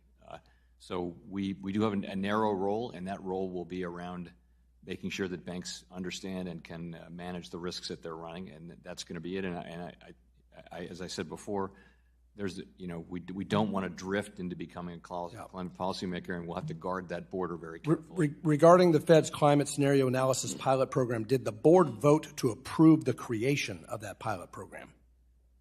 I have to check, but I don't think so. I think it was already authorized. And this is a concern that I have. I'm concerned that one governor acting unilaterally to implement major policy changes without board consensus is a problem. And so I would urge you and your colleagues on the board to continue a consensus-oriented approach, and I yield. Gentleman's time has expired. We'll now go to the ranking member of the House Intelligence Committee, Mr. Himes of Connecticut, for 5 minutes. Thank you, Mr. Chairman, and welcome, Chairman Powell. Thank you for your careful conduct of monetary policy, independent of the many political desires that circulate in this building. Independent monetary policy is a bedrock of a solid economy. I want to reflect for a moment on another bedrock of the American economy, the full faith and credit of the United States government, which is now being put at risk by the Republican majority. My Republican friends know how very dangerous a game they are playing. They know that salary payments to our soldiers are at risk. They know that their irresponsibility will raise mortgage rates for new home buyers. But they say this is the only time we focus on spending in the debt, which of course is baloney. It's a pernicious form of baloney. The time to focus on the deficit is when you are voting for the spending and the tax cuts that create the deficit. When you're voting for the Trump tax cuts, which the CBO said would add $2 trillion to the national debt, that's the moment to consider whether you want to do that. Not when the good name of the United States is hanging in the balance. This stuff gets a little complicated, but the American people really need to understand what's happening here. The Congress sits down to a huge 10-course meal of tax cuts and spending and more defense spending and expansion of this program and stimulus, all of which we vote for collectively. First course, second course, white wine, red wine, 4 servings of dessert. And then the bill comes and my Republicans say, whoa, wait a minute, hold on, look at this bill. This is irresponsible. Do we really want to pay this bill? That's not the moment for the consideration. The moment is when you're ordering 4 helpings of dessert. That's when we should be talking about it and taking responsibility for the choices that we make without putting the full faith and credit of the United States at risk. Now here's where the hypocrisy comes in. My Republican friends like to point the finger at this side of the aisle and blame us.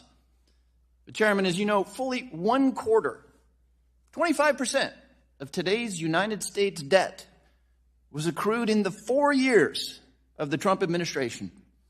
This country's been around for 246 years, and fully 1/4 of the United States debt was accrued under President Trump. By the way, speaking of hypocrisy, in the 4 years of President Trump, the debt ceiling was raised or suspended 3 times. I didn't even notice. But now, of course, we have a different president, and so the calculus is different. Now, Mr. Chairman, I don't think I'm going to persuade the majority to act responsibly here. I actually think the markets will persuade them. And you'll recall, because we were watching this closely, September 29th, 2008, the Republican House of Representatives voted down the Great Recession Rescue Package. As the vote was going down in the House of Representatives, the equity market dropped 7%. $1.2 trillion lost in people's retirement accounts. Now, Congress sobered up, and a couple days later, we passed the Rescue Act. So, Mr. Chairman, there is a question here, and the question is this. You and I both watch the markets pretty closely. Treasury tells us that on June 5th, that's just 3 months away, on June 5th, the Treasury runs out of money.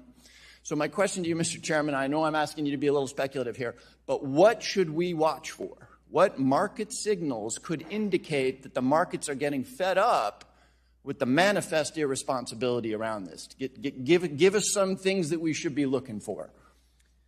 And I'd love to, but I'm going to limit myself to what other Fed chairs have said about the debt ceiling, which is that it does need to be raised by Congress in the end. There are no rabbits in hats, as I mentioned, and also that no one should assume that we, the Fed, this is the Fed's business, is to protect the economy from various events. And you know, I wouldn't assume, no one should assume that we have the tools to protect the highly uncertain effects of that kind of an event. So monetary policy is obviously very concerned with interest rates. If global capital markets begin to decide that we're really serious about hurting ourselves this time, is it possible that we could see interest rates rise more because borrowers of United States debt decide that we're actually a little risky? Is that possible? I think that and many other things are possible. The thing is, we've never crossed that line, and if we cross that line, we're going to find out, and I think it's highly uncertain. Okay, so that's possible, and I don't like pressing you on these things, but you said this and many other things are possible. You want to elaborate on what might be in the category of many other things? Rather not, actually. Okay, I figured. All right, thank you, Mr. Powell. Again, I really thank you for your really responsible conduct of monetary policy, and there's a reason that you are insulated from our political desires, and I very much appreciate that, and yield back. Gentleman yields back. We'll now recognize the chair of the Small Business Committee, Mr. Roger Williams of Texas. Thank you, Mr. Chairman. And Chairman, it's good to see you. Always good to have you here. In past congressional testimonies, you've repeatedly stated that you support protecting the state-based system of insurance regulation, which is the most effective and competitive in the world. In my home state of Texas is the world's 7th largest insurance market, proving the success of this system. Now at the International Association for Insurance Supervisors Conference in November, there is the opportunity to have the U.S. state-based aggregation method become formally recognized as comparable or equivalent to the insurance capital standard. We should not be following the European model that has increased regulations and less competition, and we should prioritize a model that encourages deregulation, competition, and less government involvement in pricing. So my question is, Chairman, can you highlight the benefits of the U.S. state-based aggregation method compared to the European model regarding market resiliency and systematic risk? And can you confirm that you will push for aggregation method to be deemed equivalent by the IAIS? I can say this. I do think that our insurance regulatory system has proved itself appropriate and adequate and gotten the job done for a long time, and we don't need to be copying other countries or other regions' insurance regulatory system. I'm a little rusty on the details of the capital requirements, but that sounds right. But our bottom line is our side works, the other doesn't. We need to stay where we are. Our side works. Yeah, thank you. Also, in the past, you stated that banks were well capitalized. We've talked about that today, but now there have been increased conversations about raising capital requirements. Numerous economic studies have found that raising capital requirements for banks will increase borrowing costs for their consumer and commercial customers. And I'm somebody that's owned 50 years. I've never had a day I wasn't out of debt, so I'm concerned about this. And implementing additional regulatory capital requirements will slow economic growth and limit financial institutions' lending ability. So do you believe that raising capital requirements would raise the cost of borrowing and add cost to our economy in Main Street America? Well, it depends on which banks experience higher capital requirements, and there isn't any proposal to evaluate right now, of course, but it's always a trade-off. You know, higher capital is good in a sense because it keeps banks able to lend during bad times. That's really a good thing. Too much capital, though, probably limits credit availability, so we're trying to strike that balance always. And this has been touched on a little today, but let me come from a different angle on it. But the Reserve was created to act as a nonpartisan entity that remains separate from party politics. We talked about that. And unfortunately, throughout recent years, the Fed has gotten caught up in politically charged issues like economic inequality, gender and race discrimination, and climate change. Recently, the Federal Reserve Board proposed guidance on managing climate-related risk for large banks, further proving that the Fed is giving in to some political pressure and operating outside its intended purpose and responsibilities. So our country's financial leaders, in my mind, should be focused on addressing runaway inflation instead of worrying about the financial institutions are doing to monitor climate change. So, and we touched on this a little bit, but how can the Fed ensure that they're not placing undue regulations and guidance on banks by forcing involvement in partisan green politics? And how's the Federal Reserve ensuring they remain separate from political influence? I think it's absolutely critical that we do. I mean, our independence is partly founded on the idea that we will stay out of stuff that you have not assigned us to do. And if we're going to wander all over and take on the hot issue of the day, our case for our independence is dramatically weakened. On climate change, I think we do. You mentioned the guidance, and then there are also the stress scenarios, and those are the two things that we've done. We've tried to keep those tightly focused on the banks' understanding and being able to manage the risks that they'll run over the longer time periods on climate, and not slide into a broader sort of policy-making role on climate change. And I accept that could be a slippery slope and a moving border. And I just want to say, and I think my colleagues feel the same way on the board, that we're going to guard that border carefully, and we're going to stick to our role and not try to be policymakers the way in many other countries the central bank is out there in the lead with the support of the public doing climate policy. But that's not where we are in the United States, and we're not going to pretend that it is. I've got some time left, and I'll yield back, but I just want to say, as an auto dealer, I'm looking for the first day of that rate cut. So, thank you for being here. We appreciate it. Gentleman's time has expired. We'll now go to the gentleman from California, Mr. Vargas, for 5 minutes. Thank you very much, Mr. Chairman, and again, thank you for holding this hearing. Chairman Powell, a pleasure to see you again. I've said it before, and I'll say it again. It's always great to see you, because I always think of the old Republicans, the ones who are very noble, did the right thing, didn't play chicken with the economy, very forthright. And so anyway, I appreciate you being here very much. Like some of my colleagues on the other side, I'd say the same thing about some of them, and I appreciate you. So we heard today that the inflation is Biden's fault. So what is the inflation rate in the European Union today? It's high. It's high. Is it 10% possibly? I think if you're talking about headline, I don't have this figure in my head, but it's very, very high from a headline standpoint. Yeah. And they've had core inflation move up too. Yeah. So are they following Biden's then policies? Is that what caused the inflation? Because it seems to be Biden's fault. So I think inflation is everywhere, and it must have to do with a common factor, and that common factor has to be the reopening of the economy and the things that were done on COVID. On the other hand, each country has a little bit different case, and I think you have to be careful. We had much more of a demand-oriented issue than they did. Now they have their inflation looks a lot like ours did a year ago. Right. Yeah, I just had to bring it up because, again, Mr. Sherman brought it up, but it's interesting every time I hear inflation is caused by Biden, I wonder why is it all over the world. I mean, it's not because of the pandemic, of course, or Europe's at war. I mean, that wouldn't cause it, of course. It'd have to be Biden's policies. That's ridiculous. And I think the voters saw through it last time. So I haven't been here 15 years as my good friend, Mr. Foster. I've only been here 11. But when I first got here, the boogeyman, and I heard it all from my friends on the other side, was Dodd-Frank. Dodd-Frank was going to be the end of banking. And in fact, some of my colleagues would almost scream how horrible this was. And then we got the bankers up here during a real stress test, which was the pandemic. And we asked them, has it been helpful to have Dodd-Frank? And you know what they said? Do you know what they said? I don't. Oh, they said it was helpful. In fact, it kept the banks capitalized. It was fascinating. Now, to be fair to them, they did complain about some of the smaller issues, but not Dodd-Frank in general, the bill. Then it seemed that CFPB, that became the next boogeyman. But they're starting to seem to fade on that, and I think the reason for that is the CFPB has actually helped so many people that now a lot of their own constituents now are getting helped by the CFPB, so all of a sudden there's not quite the energy. So now they're attacking ESG.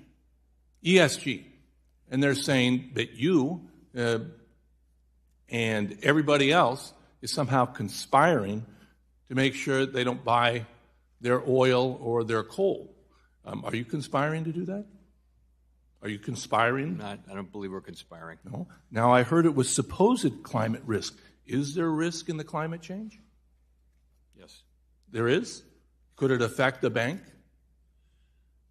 Certainly, in the longer run, yes. Yeah, of course it can. Do you think insurance companies take this into account? Yes, actually, I believe they do. They absolutely do. Who write long duration liabilities, they certainly do. Of course they do. I mean, they're very concerned with it. Weather is a big deal. I was a vice president of Liberty Mutual in their corporate legal department, and I can tell you weather and the changing of the weather, we used to have what we call catastrophes. And these catastrophes happened every 25, 50, 100 years. Now those 25, 50, and 100-year events happen every 5 years, every 2 years. So of course it is. I mean, it's ridiculous not to take a look at these ESG factors. We have to. And again, I'm glad that you guys are taking a look at it because it's real. I'm glad that, the president's taking a look at it. And it's sad that my colleagues on the other side just want to stick their head in the sand and say, no, climate change is supposed climate change. No, the reality is it's real climate change, and it's costing billions and billions of dollars. And if you don't believe it, go ask all those poor people in Florida that had those huge hurricanes come through and wipe them out. So again, I appreciate very much the work that you've done. The only thing I hope is, as you said, if we ever see this pitch again, we'll know how to swing at it. And I hope we don't get the pitch of defaulting, because I'm not sure we'll know how to swing at that one. So thank you again, Mr. Chairman. Thank you for being. Thank you. I yield back. Gentleman's time. Gentleman yields back. Gentleman's time has expired. We'll now go to the chair of the Oversight Subcommittee, the gentleman from Michigan, Mr. Huizinga, for 5 minutes. Thank you, Mr. Chairman. I'm going to move quickly, and good to see you again, Chair. I caught a little bit of the Senate hearings yesterday, and you had a lot of pressure to keep the sugar high going. And frankly, if the Fed and many of our colleagues had listened to what many of us were saying, we should have been weaned off that artificially low, cheap money that kept the party going, and frankly, we wouldn't be in this position. To reference Chair Greenspan's punch bowl analogy, not only did no one have the courage to remove the punch bowl, you had people cheering on the pouring of another bottle of 151 rum into the punch bowl. And here you got folks wanting to do the exact same thing. Let's spend more. And now here we are. You have an impossible decision to slow the economy or let everyone get crushed by inflation.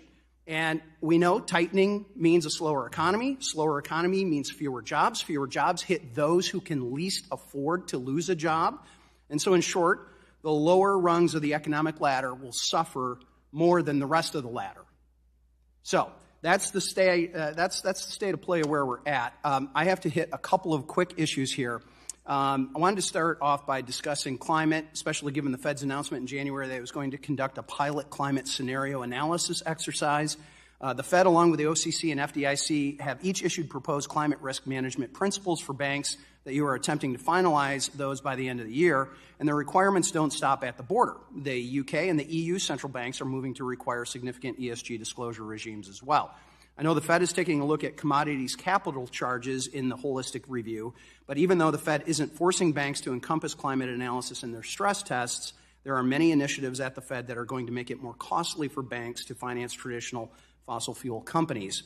So I want to ask you a very specific question. Will you commit that you will withhold support for a new capital rule that increases capital charges on bank activities in traditional energy companies? I can't sit here and promise what I will and will not vote for, because I don't know what's going to be in the proposal. But that's not the kind of thing I think we're looking at. I'm sorry, it's not the kind of thing. So this isn't about this is about overall capital levels more than anything else, I think, rather than the specific thing you're talking about. Okay. We're going to follow up on that because we need to have a real-time conversation about what that is going on there. I want to quickly switch topics and go in a different direction for this next question. I want to ask you about two opinions issued by your legal staff in November of 2019 and December of 2020 to the asset managers Vanguard and BlackRock. Mr. Chairman McHenry, I'd like to submit the two letters for the record. Without objection. Thank you. These opinions appear to outline the parameters of both how both Vanguard and BlackRock can operate without being deemed a bank holding company. In addition to the legal restrictions outlined by the bank holding company, these opinions listed out here in quite detail list out commitments that the companies would need to take to avoid being viewed as having, quote, control. These opinions also appear to provide assurances that the Federal Reserve Board staff would not recommend that the board find the asset managers to be bank holding companies. Further, it is unclear whether the board will take any steps beyond a periodic self-certification by the asset managers to monitor compliance with the condition that they, quote, not take any action to control a banking organization. As some asset managers play a larger role and clearly strive to influence policy, in companies across the free market, we need to remain vigilant. So, Chair Powell, is the board taking any steps to assess or monitor whether Vanguard and BlackRock are complying with the commitments made in November of 2019 and December of 2020, respectively? I would have to check and get back to you on that. Okay. Familiar with the issue. I appreciate that, but that says to me that doesn't sound like there's an assessment that's taking place ongoing or scrutiny of that. Is somebody reviewing that, or is someone in charge of reviewing that? Honestly, that's a very specific, narrow question. I'm quite familiar with the issue. Well, it's specific and narrow to two companies, but not to an industry. I mean, that's what we need to be driving at. And I guess we need to find out whether there's somebody proactively reviewing these activities and these commitments that the companies have made as well as the Fed has made. So how often do you think they should be reassessed? Annually, monthly, biannually? This is a very narrow set of questions. I can get you great answers really easily, but I don't have them in my head. I look forward to those great answers, and I yield. We'll now go to the gentleman from New Jersey, Mr. Gottheimer, for 5 minutes. Thank you, Mr. Chairman, and Chairman Powell for joining us today. Chairman Powell, when you testified before the committee last June, PCE inflation was up 6.3% year over year. Just a few weeks ago, PCE data showed that the numbers decreased to 5.4%. We're moving in the right direction, but despite the Federal Reserve raising interest rates at the highest rate since October 2007, we're still far off from the 2% inflation that the Federal Reserve is targeting. Do you believe 2% is still the right target for inflation? And given the ongoing energy transition, the push to shift supply chains out of China, and the labor shortage here in the U.S., should the Fed consider adjusting its target to avoid overly burdening Americans? Would a decline to 3% inflation be enough to offer price stability without excessive economic pain? No, 2% inflation is going to remain our longer-term inflation goal. Are you concerned given all the other factors that I mentioned, or do you think we just have to keep sticking with that? I think that's got to remain our longer-term inflation goal. It's the global standard, and it's our standard, and this is not a time at which we can start talking about changing it. We have no instinct to do that. Thank you, Mr. Chairman. The gig economy has grown significantly in recent years as more Americans are working as contractors or running small businesses. The Dallas Federal Reserve has written that gig workers are often not included in payrolls and not counted among the unemployed, and this may understate the number of Americans who could be counted as unemployed. The Fed has also noted the large number of Americans who are missing from the workforce after the pandemic. Do we need to change the way we think about measuring unemployment to account for these changes? I missed the word you're saying. Sorry, do you think we need to change the way we think about measuring unemployment to account for these changes? I didn't catch this. You said, what was gig? The word? Oh, sorry, gig. Gig workers. Yes, I'm sorry. Gig workers. That's the word I didn't hear. Okay. No, we clearly need to incorporate gig workers both into the labor force and to whether they're working, and they certainly are working. We try to do that. It's not that we're not trying to do that. We may not be doing it perfectly. Is there a better way to capture them? I'm just worried that you don't have the unemployment numbers may not, given we're still using older measurement ways. Are we updating our measurement? We absolutely try. We're definitely trying to get those people, self-employed people. They do report in the household survey, I believe. I can get more for you on that, but I'm sure we're not doing a perfect job at it because it's a relatively new thing. But we're very well aware of it, and they're supposed to be included. That'd be great. I'd love to talk to you more about that. Great. Thank you. As you're also aware, many of us are having discussions about the long-term fiscal health of our country and our economy. Like many, I worry that higher interest rates will put upward pressure on the national debt. CBO already estimates that annual interest costs will nearly triple for the U.S. over the next decade. You said to the Senate yesterday that interest payments are not a consideration of the Fed, but are you concerned that higher interest rates will more rapidly make payments on the debt unsustainable? And are there actions Congress should consider to address this issue? So I'll say what my predecessors have said, which is that we're on an unsustainable path, and we really need to. Ultimately, we will get back on a sustainable path, and the sooner we get to work on that, the less painful it will be. And rates, of course, were low between the financial crisis and the end of 2021, particularly low. After the target inflation rates hit, what do you think the new normal looks like in terms of rates and the Fed balance sheet over the next 5 to 10 years? It's a really good question. There was a secular decline in longer-term interest rates, which we don't control, for 40 years to the point where they were, where the 10-year was at 10-year Treasury was at 10%, and then at the end of 40 years it was quite low. You're at higher levels. You're at, as you pointed out, levels we haven't seen since earlier in this century. I don't think anybody knows what this is going to look like 5 years down the road. So you have to ask, demographics haven't gotten better. Globalization may actually move a little bit in reverse, which would tend to produce higher inflation and thus higher rates. But you have to ask the factors that caused low rates, how much of that has changed. And some of it has, but much of it hasn't. Building on that a little bit, what's the right metric, you think, for, if you're in our shoes, for assessing our fiscal health? Do you think we should be focused on maintaining a specific debt to GDP ratio, or is there a specific number? Are there other measures lawmakers should be focusing on? So we've traditionally focused on debt to GDP, but many people pointed out before the pandemic that rates were secularly lower and that therefore you could look at sort of real debt service. There was a lot of research on that. And by those measures, actually, debt service was much more easy to handle. Now we have the 10 years back close to 4%. And I think, we need to be careful not to assume that these secularly low, longer-term rates are going to continue indefinitely, because that doesn't look likely now. And frankly, most forecasts have always shown things like the 10-year going back to a higher level, so it won't be that big of a change. I think it's more or less been handled, for example, by CBO that way.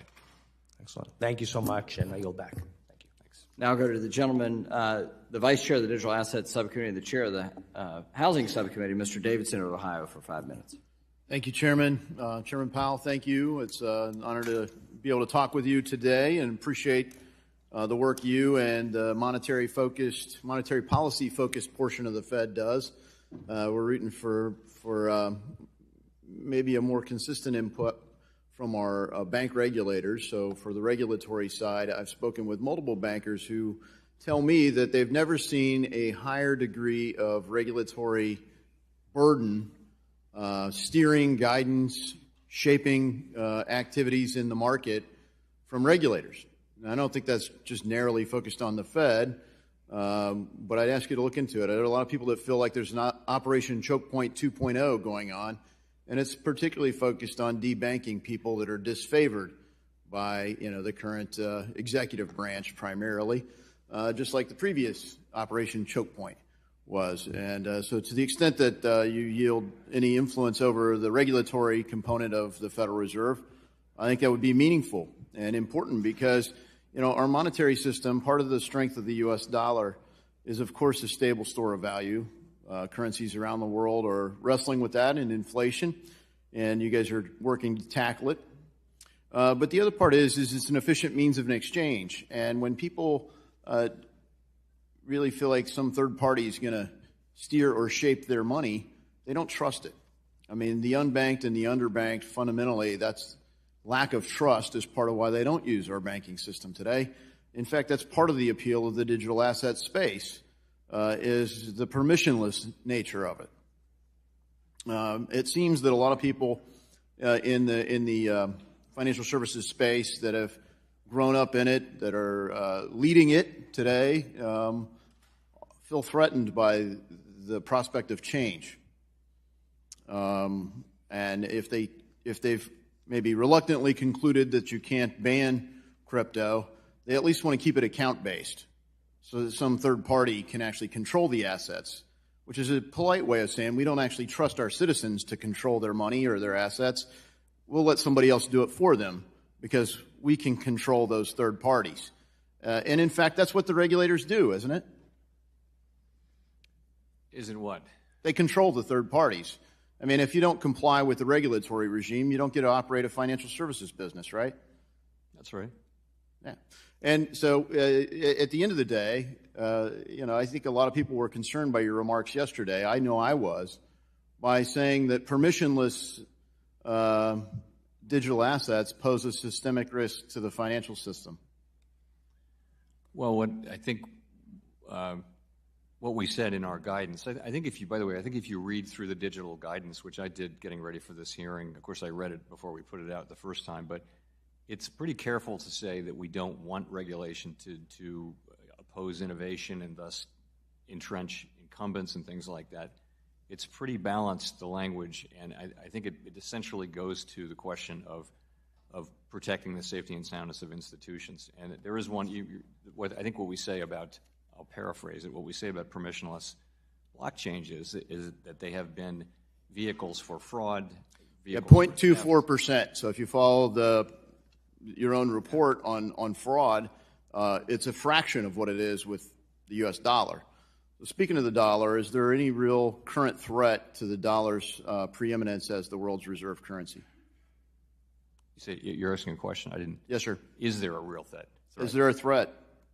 I think that our status as the world's reserve currency is not under particularly strong threat right now.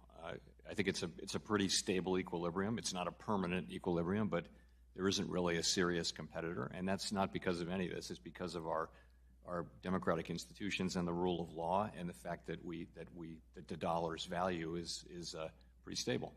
Okay. So quickly on the repo market, just any insight into that, and then I'll have my last comment here and just leave the last word to you. But particularly curious about the repo market. But I'll close by simply saying I'd ask you to turn off the purchase of mortgage-backed securities. As the chairman of Housing and Insurance, I'm particularly concerned about affordable housing, and the artificial prop for the mortgage-backed securities does raise the cost of capital in that space. So whether you own it or occupy it or rent it, it's going to raise the cost there. But I'd just ask if you'd comment on the safety and soundness of the repo market, if you would. Of the repo market. As far as I know, the repo market is functioning reasonably well these days. Are you talking about the reverse repo facility? Or yes. The reverse repo facility is a different thing. We can continue this. I'd like to follow up with you later, and my time has expired. I yield. Thanks. Gentleman from Illinois, Mr. Casson, is recognized for 5 minutes. Thank you, Mr. Chair. Always a pleasure to see you, and appreciate your time here today. I want to start with this chart in your monetary policy report, which I think is fascinating. Chart 14 on page 17. This is this history of wage growth and job growth. And for those of you who don't have it in front of you, broadly speaking, from 2000 to 2017, we had more workers than jobs. From 17 until the COVID crisis, it was about the same. And since COVID, we've had more jobs than workers. And there's tons of rich stuff in here that I just enjoyed reading. But broadly speaking, if that was the only thing going on in the economy, I would assume that we had 20 years where it was essentially a buyer's market for labor, and the last year and a half where it's been a seller's market for labor, as you look at that. And if I go through and I look at from 2010 to 2020, CPI was up 20% over the period, and real median wages less than 10%. So for half of the economy, they didn't keep up with wages, even though we think of that as a very low inflationary period. Corporate profits were also up strongly, as you would expect. I'm not saying that with judgment, right? If it's a buyer's market for labor, you would expect the gains from labor productivity to flow to consumers and profits, and that looks like what it did. Which chart are you looking at? This is chart 14 on page 17 of the monitor. It's the top right corner there. Got it. Okay, thanks. In the last year and a half, median wages are up 5%, which is almost as much as they grew during that 10-year period before. And yes, inflation is still a bit higher than that. But what I'm wondering is, as you look at the economy, is wage growth universally bad in your view, or is wage growth good to the extent that it's keeping up with wages? Because historically, wages didn't keep up. And how do you think through that nuance? Because interest rates are a very blunt tool. And if you agree with me that we're now basically in a seller's market for labor, shouldn't we expect and welcome some wage inflation that goes with that? So I'd say two things. First, we want wages to go up in ways that are consistent over time with the increase in productivity and inflation, and that makes all the sense in the world. The other thing I would say is that in this instance, what we've seen is inflation eating up these very high nominal wage gains have very largely been eaten up by higher inflation. So it's very important that we restore price stability so that we can start to see real wage gains after inflation across the income spectrum. Yeah, no, and to be clear, we're all opposed to inflation here, but in that 2010 to 2020 period that we all viewed as a very low inflationary period, wages, the gains from productivity did not flow to labor. Wages did not keep up with inflation. And we didn't think about that as a problem for the Fed to fix because overall inflation was down. So, I mean, this gets sort of theoretical, but let's say that we had 6% wage inflation and 5% CPI. There'd be more money in people's pockets, but would we view that as a inflationary period to clamp down on? Because we didn't view the inverse as a problem, if you will. So our job is to restore price stability and keep price stability. It isn't to keep wages down, and it's certainly not to get involved in trying to establish the appropriate level of labor share of profits, for example. That's not the way we think about it at all. We think about price stability, and when we think about price stability, we think about wages as an important input to that. But we're not targeting a particular level of prices, and we would never say that we don't want real wages to go up. What we're really charged with is price stability, and to do that, we have to think about wages. But in particular, no one at the Fed would be upset to see the labor share go up, but that's not something that our policies affect. That's set by globalization and the advance of technology and educational and skills and aptitude and all those things. That's what drives and productivity. That's what drives labor share.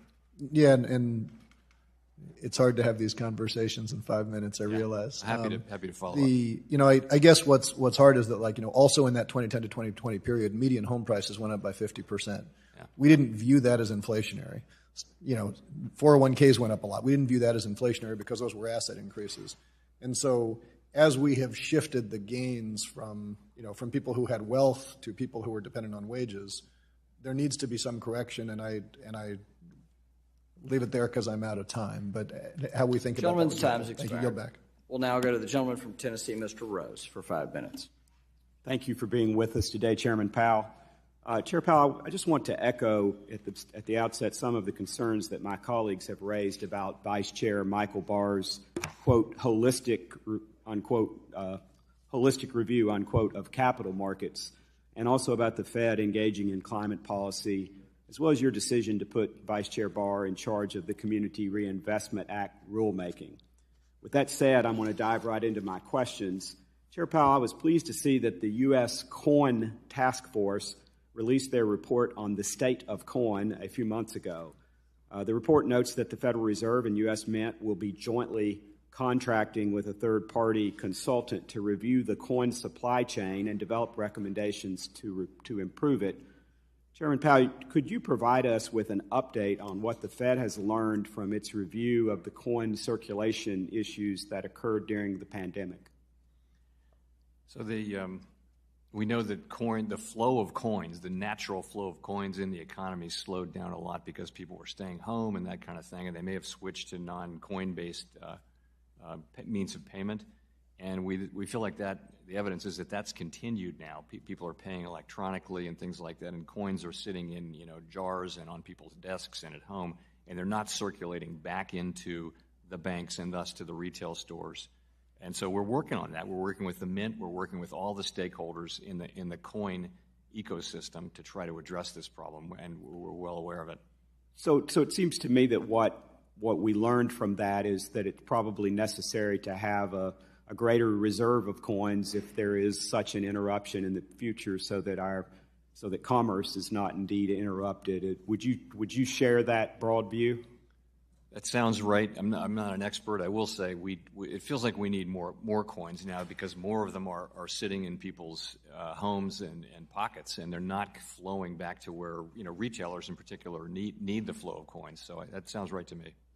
On a related note, could you speak about the importance of maintaining cash as a viable payment option, particularly for those that lack or don't have access to traditional financial services? We think it's absolutely critical because there are people who don't have credit cards. Many people don't have credit cards. They don't have good credit, and they need to be paying in cash. And when stores are not dealing with people who don't have cash, it's a serious problem for those people in the economy. We have it at the Board of Governors, and you see it elsewhere because most payments are now taken care of by credit cards, and it's very efficient, but we need to be looking out for people who use cash.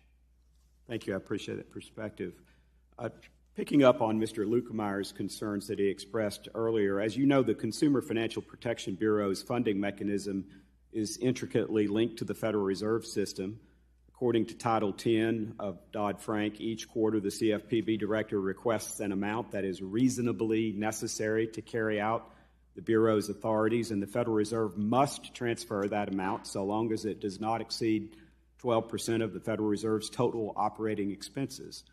For the first 5 years of the existence of CFPB, of course, there was a relaxation there with respect to that 12% cap that allowed $200 million annually to be spent beyond that number so long as it was reported, so long as the reported excess was sent to the President and congressional appropriators. Chair Powell, during your chairmanship, has the Fed ever rejected a CFPB budget request? I do not believe so. And could you tell us what policies and procedures are in place at the Fed to ensure that there is no waste, fraud, or abuse, or that these limits are not otherwise exceeded? So we have no role in engaging with that. It's really what we share a common inspector general who does work on those issues, but we don't in any way. We don't have any governance of any kind over the CFPB. We're just a source to them. Thank you. I appreciate that insight. In closing, Chair Powell, yesterday Senator Warren asked you what you would say to the 2 million people who may lose their jobs if the Fed keeps raising interest rates. Frankly, Senator Warren should be asking herself the same question when she voted and advocated for the Democrats' reckless spending packages that caused this inflation that we are seeing today, and is the reason the Fed has had to raise interest rates, in my view. Frankly, I would call on Senator Warren, the President, and the Democratic Party, for that matter, to apologize to the American people for causing this kitchen table crisis across the country. With that, Chairman, I yield back. Now recognize the gentlewoman from Massachusetts, Ms. Presley, for 5 minutes. Thank you, Chairman Powell, for joining us today and for your testimony. I'm going to focus my comments and my questions on the high costs that families in my district are seeing because of your interest rate hikes. Now, while the Fed has acknowledged that higher interest rates are not the primary driver for the slowdown in price increases, you continue to raise interest rates, risking not only millions of jobs, but also a recession. Based on projections from the Fed, approximately 2 million people will lose their jobs. So that's 2 million families who will struggle to put food on the table, keep a roof over their heads, and to make ends meet. But the economic hardship does not end there. Mr. Chair, I would like to request unanimous consent to submit a recent paper by the Federal Reserve Bank of Cleveland titled Post-COVID Inflation Dynamics into the record. Without objection. Chairman Powell, are you familiar with this publication, yes or no? No, I'm not. Okay. Well, let me give you some context. In this paper, the Fed's own economists predict that reaching the 2% inflation goal that you have set will be impossible without causing a recession and spiking the unemployment rate to 7.4%, which translates to millions of working people losing their jobs. Now, Chairman Powell, many economists agree with me when I say that engineering a recession to bring inflation under control is not the right strategy, especially at a time when we are seeing inflation cool in real time, independent of your rate hikes. So on behalf of the people of this country, to prevent a recession, yes or no, Chairman Powell, will you pause future interest rate hikes? We're not seeking to have a recession, and we don't think we need to have a recession to get Respectfully, price stability back. Will you pause interest rate hikes, yes or no? I don't do yes or no on will I pause interest rate hikes. Yeah, that's a serious question, and I can't tell you because I don't know all the facts. That's not a Reclaiming my time. And in fact, it is a very serious question because it has a very serious implications. The people who will bear the brunt of an economic recession are our most vulnerable. We know from past experiences that recessions have catastrophic and deeply inequitable consequences. In fact, while some will catch a cold, others will catch pneumonia. But you know that. An economic cold or pneumonia. In fact, in your opening statement, you said, "We will stay the course until the job is done." To conclude, we understand that our actions affect communities families and businesses across the country. Could you elaborate, what is this effect to communities, families, and businesses, these interest rate hikes? Well, right now we're trying to bring down inflation on behalf of all those families. I think high inflation is hurting particularly working families all around the country very badly. And as you know, if you're on a very limited budget and you don't have a lot of excess earnings, when prices start going up, you're in trouble right away. People, middle and upper middle class people have more resources. So we think it's absolutely critical for the working people of this country that we get inflation back under control. And also, while we're at it, we have a dual mandate. Apologies, Mr. Chair. I'm just reclaiming my time here. Here's the thing. The most devastating impacts will be to our most vulnerable. Veterans to our most vulnerable. Veterans, the elderly, low-income workers, black and brown workers, those who have often ignored and been neglected in the name of what you refer to as appropriate monetary policy. And yet, you assert that you will stay the course. It's unconscionable, and our most vulnerable workers and families cannot afford to wait for you to realize the harm that you were doing. In my opinion, this sounds more like the assertions of a greedy corporation than someone who has a public mission on behalf of the people of this country. One more question with my remaining time here. Chairman Powell, another consequence of your interest rate hikes has been the increase of the average 30-year fixed mortgage rate to 6.6%, double of what it was 2 years ago. Do you see this widening inequity in the housing market as a problem? And what steps will you take to make housing more affordable? This is putting home ownership further and further out of reach for my constituents, new parents, millennials, people of color, contributing to inequities and the racial wealth gap. So what are your thoughts on that? Well, our policies do Gentlemen, affect... Gentleman's time's expired. Chairs can submit for the record or answer. I'll briefly say that if I can, that our interest rate policies affect interest-sensitive spending very directly. When we cut rates, they help housing. When we raise rates, you see the effect on housing. So thank you. The gentleman from South Carolina, Mr. Timmons, is now recognized for 5 minutes. Thank you, Mr. Chairman, and thank you, Chair Powell, for being with us today. We currently have $32 trillion in debt. Our debt-to-GDP ratio is 120%, the highest it's ever been. And yes, we have a debt ceiling fight brewing for this summer. I would argue it's an opportunity to get our fiscal house in order. But sadly, there's no meaningful bipartisan effort to responsibly address our debt. Both sides have even preemptively started political attacks, alleging either side wants to cut Social Security and health care. But politics and talking points will not fix our problem. Our debt is the greatest national security threat. Social Security will be insolvent in 2033, and our healthcare system is fundamentally broken.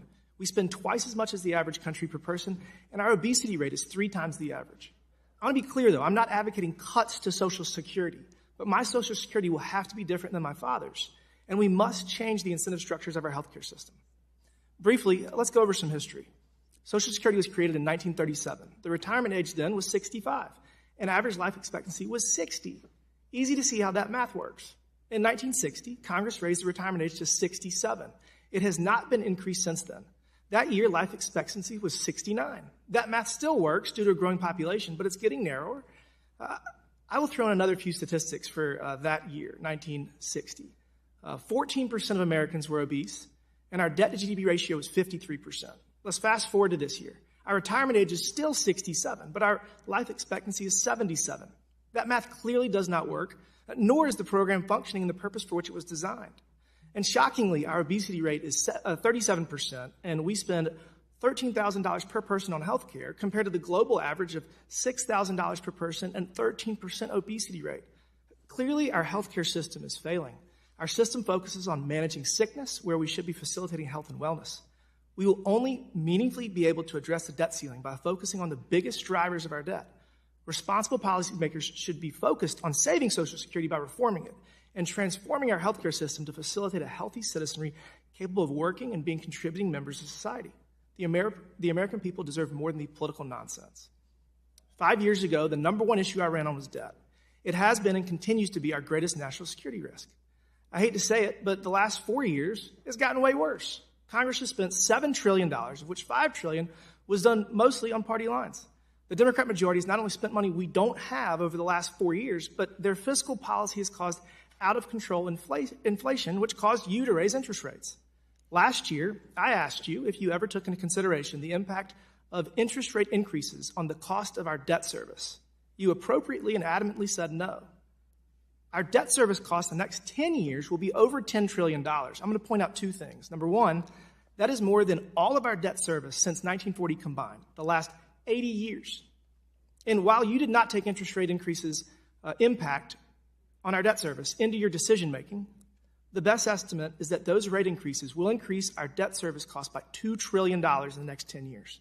So basically, the $7 trillion that the Democrats spent in the last 4 years is going to cost us an additional $2 trillion. And that's not factoring in future rate increases as you continue to appropriately try to get inflation under control. As you can tell, this is a huge problem. The $7 trillion in unnecessary spending in the last 4 years has caused inflation. Some of my colleagues across the aisle disagree with that causal relationship. Clinton's Treasury Secretary and Obama's Director of National Economic Council, Larry Summers, wrote an op-ed before they spent the money and said it was going to cause inflation.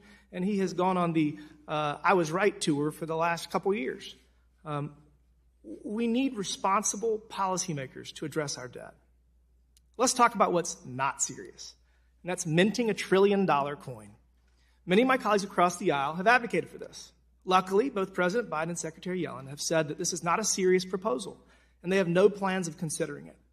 Unfortunately, the Biden administration has a bit of a history of doing a 180 when the political winds blow. Most recently, he said he would veto the D.C. crime bill, and now he's adamantly supporting it and plans to sign it. So, Chair Powell, my only question of you is if Biden and Yellen send you $1 trillion coin, will you accept it?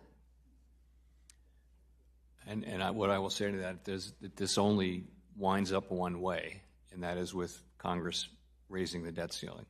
So you will not accept $1 trillion coin and treat it as $1 trillion if it's sent to you? I'll add there are no rabbits to be pulled out of hats here. This only ends with Congress. I know you don't like yes or no's, but if you are sent $1 trillion coin and asked to treat it as $1 trillion, will you treat it as $1 trillion? That would be a rabbit coming out of a hat. I'll take that as a no. Thank you. Mr. Chairman, I yield back. Now recognize the gentlewoman from Michigan, Ms. Tlaib, for 5 minutes. Thank you so much, Mr. Chairman. Thank you, Chair Powell, for being here. You have a lot of projections, economic projections, various data, various reports that are coming out. How much, and you've studied inflation, right? I mean, obviously, it's your number one priority right now. How much is inflation impacted by these three things? Corporate profiteering, egregious executive pay, and the use of stock buybacks. So I don't have numbers, but I would say in the case of executive pay and in the case of share repurchases, I can't think of how it would affect inflation. In the case of executive pay, that would be very small in terms of the broader economy. In terms of profits, though, the way I think about that is profits are high. The places where profits are really high is places where there are shortages and supply chain issues. And as those things get better, as they are, you're going to see inflation come down and even prices come down, and you'll see corporate margins come down there. And that'll be part of how inflation comes down. So does that corporate profiteering does impact inflation? You don't have any stats of percentage-wise how much of it? Yeah. Because you seem, I really paid attention to your testimony in the Senate hearing yesterday, and there was a lot of conversation about, my neighbors and residents' wages and so forth. They're finally starting to see a little bit more closer to possibly getting fair wages. It's not even far enough, but I don't know if the Feds is paying closer attention to monopolies, corporate profiteering, and executive egregious pay.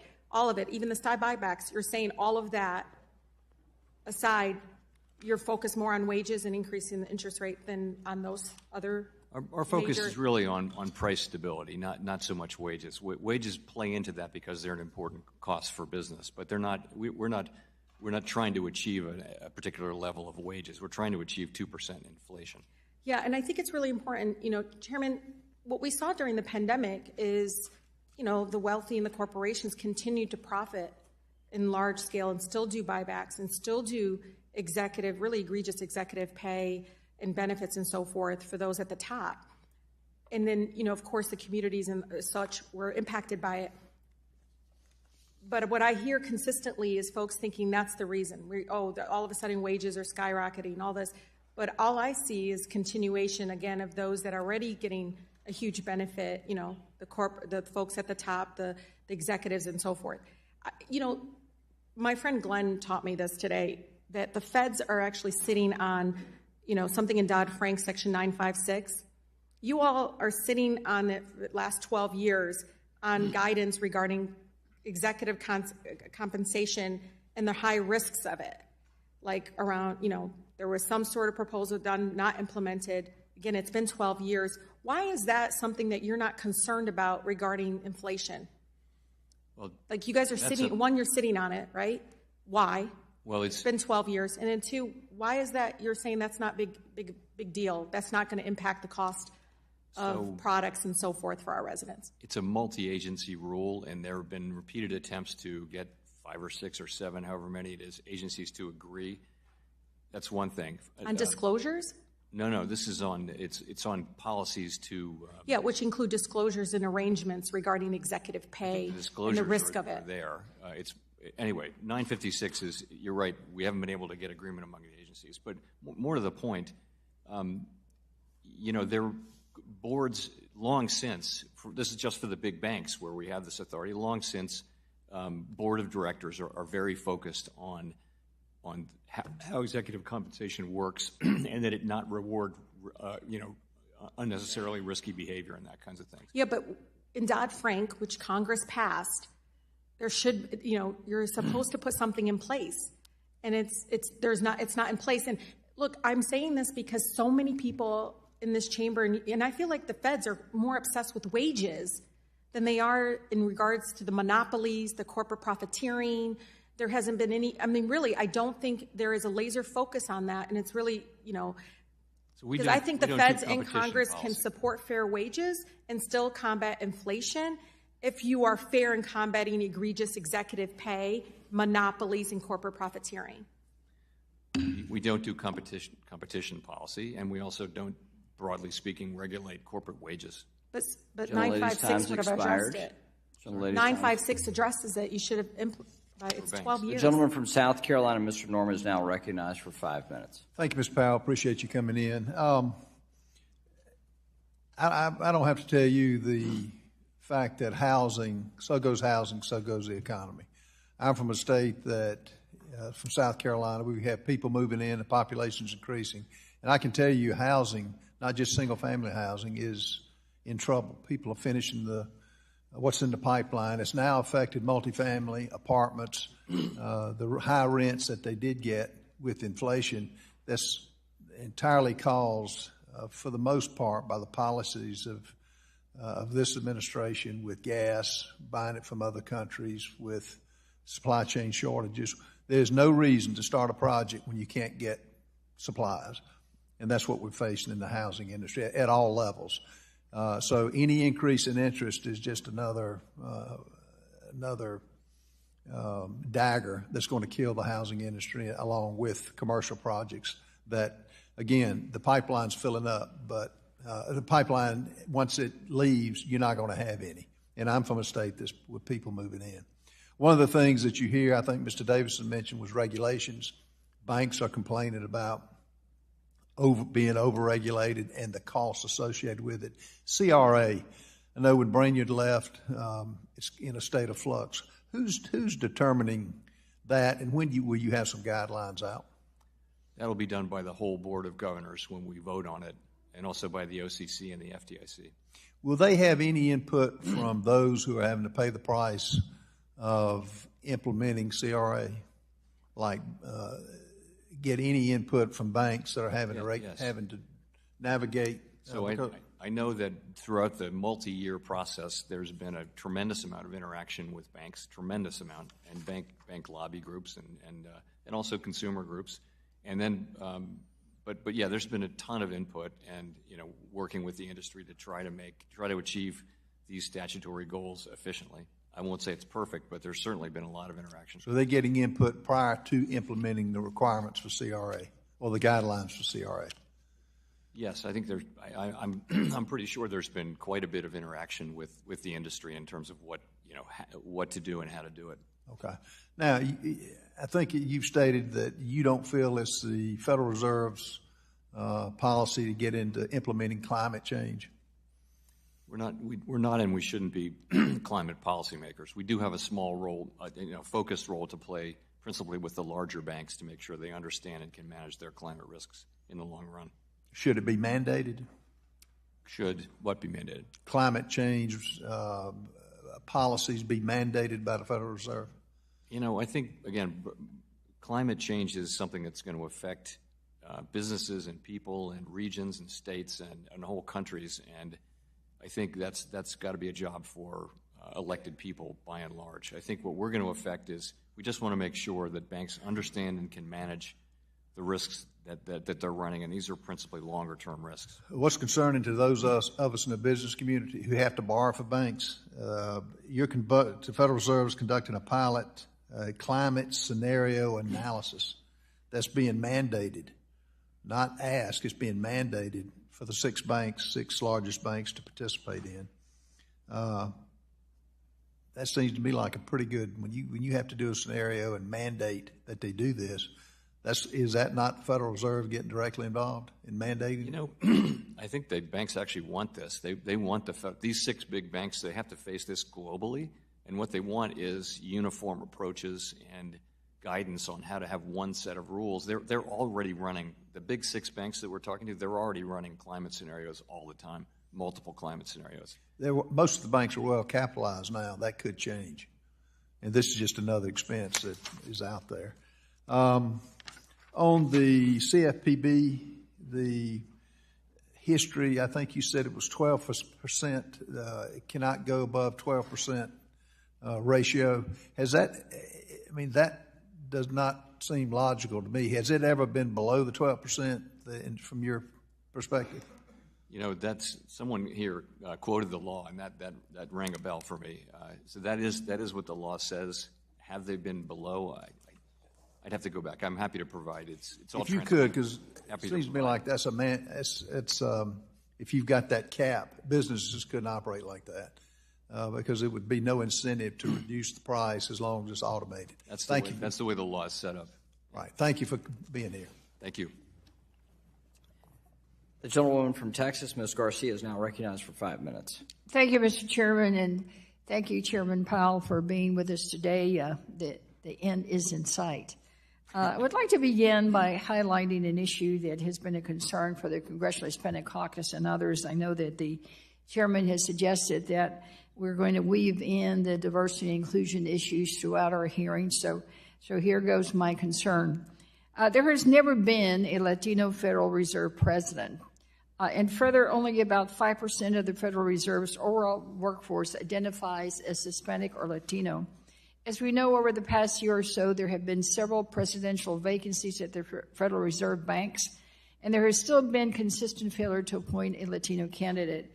Chair Powell, are you aware of this trend, and do you agree that it's a problem that our diversity and inclusion numbers are in the Federal Reserve Board are not reflective of the Latino population? Yes, it's something we've been focusing on.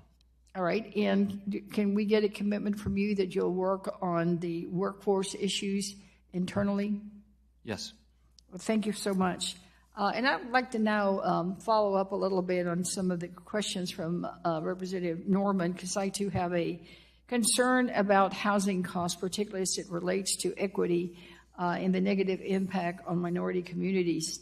I think you said in your paper that activity in the housing sector continues to weaken, largely reflecting higher mortgage rates. As he mentioned, the rates are higher, not only impacting single-family housing, but multifamily housing. And it's also becoming even more difficult for people in my district, which is 77% Latino, to be able to buy their first home buyer, the workforce, entry-level kind of housing. As financing homes get harder, as mortgage to find and mortgage rates rise, the population of home buyers is skewing towards older, wealthier, and whiter communities. In many cases, in our suburbs, equity firms are buying out the housing stock. Chair Powell, can you please speak about the relationship between Federal Reserve interest rate hikes and housing inequity, and what needs to change here? Well, what needs to change is we need to get inflation under control so that interest rates can come back down. In the meantime, they're high because inflation is hurting all of your constituents, not just the housing sector, and all of everybody's constituents.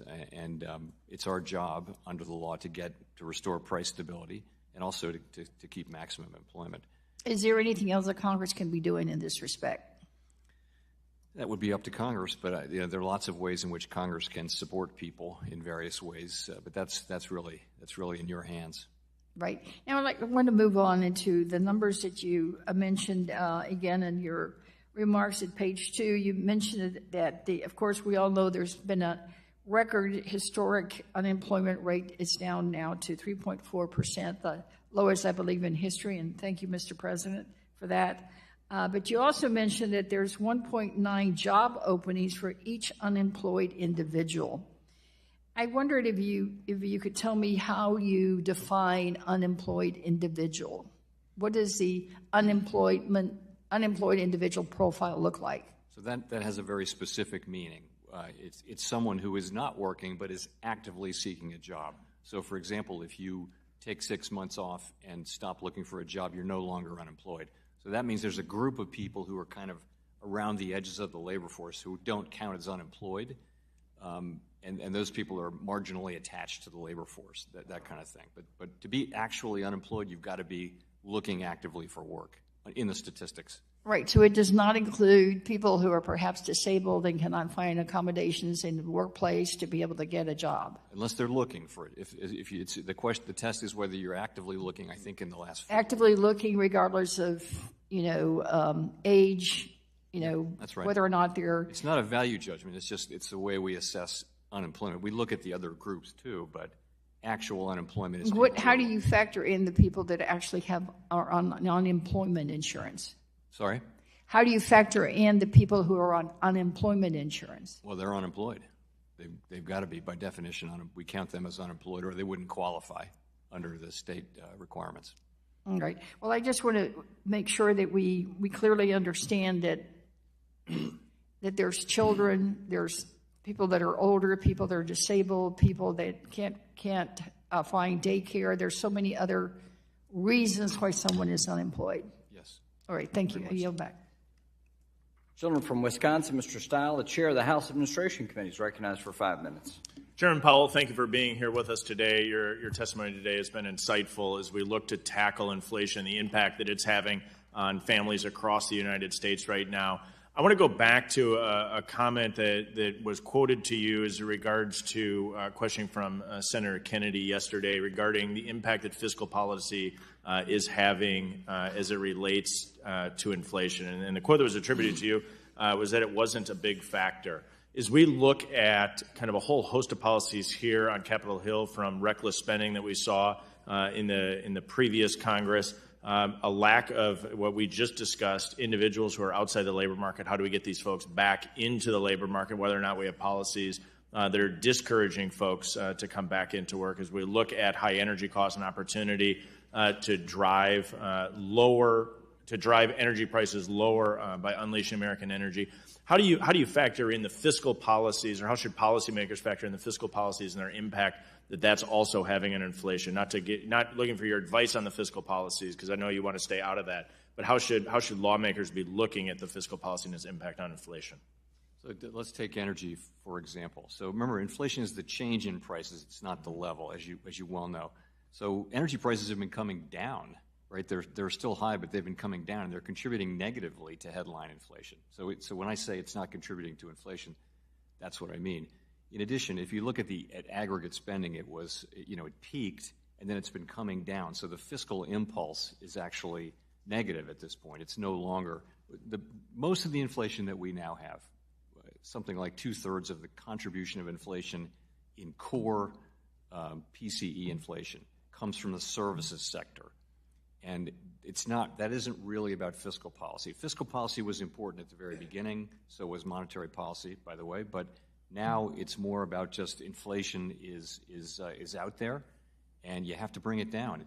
The record is it doesn't come down by itself unless it's driven by, transitory factors. For example, in the goods sector, the supply chains have been getting better, and as that's happened, goods inflation has come way down, and sometimes it's negative now. I hope that's helpful. Yeah, no, thank you. And so to take that one step further, we're waiting on the president's budget. It's over a month late, but we're anticipating receiving that in the near term. And as we look at interest payments on the debt and the cash flow implications that has, not asking for what you're going to do at the next board meeting for obvious reasons, but as you are in those deliberations to future board meetings and potential rate increases, how does the impact of interest on the debt factor into the calculus of you and your colleagues? So we don't look at that. We're not, if we started to change our monetary policy because we were concerned about the level of debt payments and things like that, that's not something that the United States needs to do, and it's not something we do. Why would it be something the United States doesn't need to do? Could you elaborate on that? Yeah, we're going to do our job. Congress has given us the job: maximum employment, price stability, regulate the banks, manage the payment system to some extent. We'll do those jobs. We don't have to worry about the United States budget. That is not our job. And it isn't that the debt today is unsustainable. It's that the path is unsustainable. So we can service our debts. It's just that we're on an unsustainable path, meaning that the debt is growing faster than the economy. So we would never consider. We will never look. If a central bank has to avoid taking actions because it's concerned about the budget, that's called fiscal dominance, and that's a thing you don't see among advanced economies, and it would be something we think we're a long way from that. Thanks for your feedback on that point. The CBO just released their report showing potential interest payments on the debt accelerating dramatically over the next decade, showing it would be 14% of our fiscal spend. To compare that, right, national defense would be 13, Social Security is also 14, so it's in that level. That's a policymaker issue, but your insights are helpful. I know I only have a few seconds left, and a handful of my colleagues have commented on the ongoing review of bank capital standards. I just want to echo those concerns about what the impact would be of a significant capital level increase. Could you just comment briefly about how you quantify the cost of higher capital in the supposed benefits and how you balance out that risk and reward? So it's always a balance. It's exactly as you say. We know that the capital increases that I supported back in 12, 13, 14, 15, 16, earlier in my time at the Fed, they made the banks stronger and they made them more resilient. And you really want that. You want a banking system that can stand up and keep doing its job in times of crisis. So. But the exact balance between that and the availability of capital and the cost of capital is always going to be a matter of judgment. Thank you very much. I yield back. The gentlewoman from Georgia, Ms. Williams, is now recognized for 5 minutes. Thank you, Mr. Chairman. As the member of Congress representing Atlanta, the city with the highest racial wealth gap in the country, I'm focused on creating an economy of inclusion, an economy that works for everyone and brings the most marginalized into our economy. Americans and Atlantans flourish when the economy works for everyone. The Federal Reserve has a mandate of maximum employment that is measured by analyzing various data points of economic conditions. In 2020, the Federal Reserve updated its approach to fulfilling and measuring this mandate to include job growth that was broad-based and inclusive. Chairman Powell, do you agree that broad-based and inclusive growth means job growth that helps reduce racial, employment, unemployment, and wage disparities? I think it means what it says. We don't target any particular. We can't really target a particular racial or ethnic group with that, but we like to think that our decisions are informed by an understanding of diverse groups across the economy. Well, Chairman Powell, could you share examples of how the Fed is including broad-based and inclusive job growth in the maximum employment mandate? Sure, I'd be glad to. So one thing we do is we always, it's always part of the data that we look at each meeting. We always talk about it. We always mention it. Different unemployment rates and labor force participation rates and wage rates and things like that by racial, ethnic, gender groups and that kind of thing. That's always in the data that we look at and talk about. That's the first thing. So it informs our pursuit of maximum employment. We're trying to take a broader and more inclusive understanding of what that statutory goal means. Thank you. 2 weeks ago, the Federal Trade Commission released data indicating that Georgians reported the most fraud and scam claims of any other state in 2022, amounting to millions of stolen money. The Federal Reserve's website has resources to help consumers protect themselves from scams where criminals leverage the Federal Reserve's name, including emails claiming potential victims are eligible for lottery winnings, robocalls threatening arrest in exchange for money, and other phishing communications. Chairman Powell, how does the Federal Reserve measure whether its counter-fraud communications are reaching the most vulnerable households and communities, especially those that might not be following the Federal Reserve press releases or your website or have limited access to broadband? So we do, when those kind of scams happen, particularly when they involve us, we go on social media to try to reach people and tell them that if they're contacted by someone pretending to be a Federal Reserve person, that's not. So we do that. We work with our Inspector General who works with law enforcement to make sure that law enforcement's involved.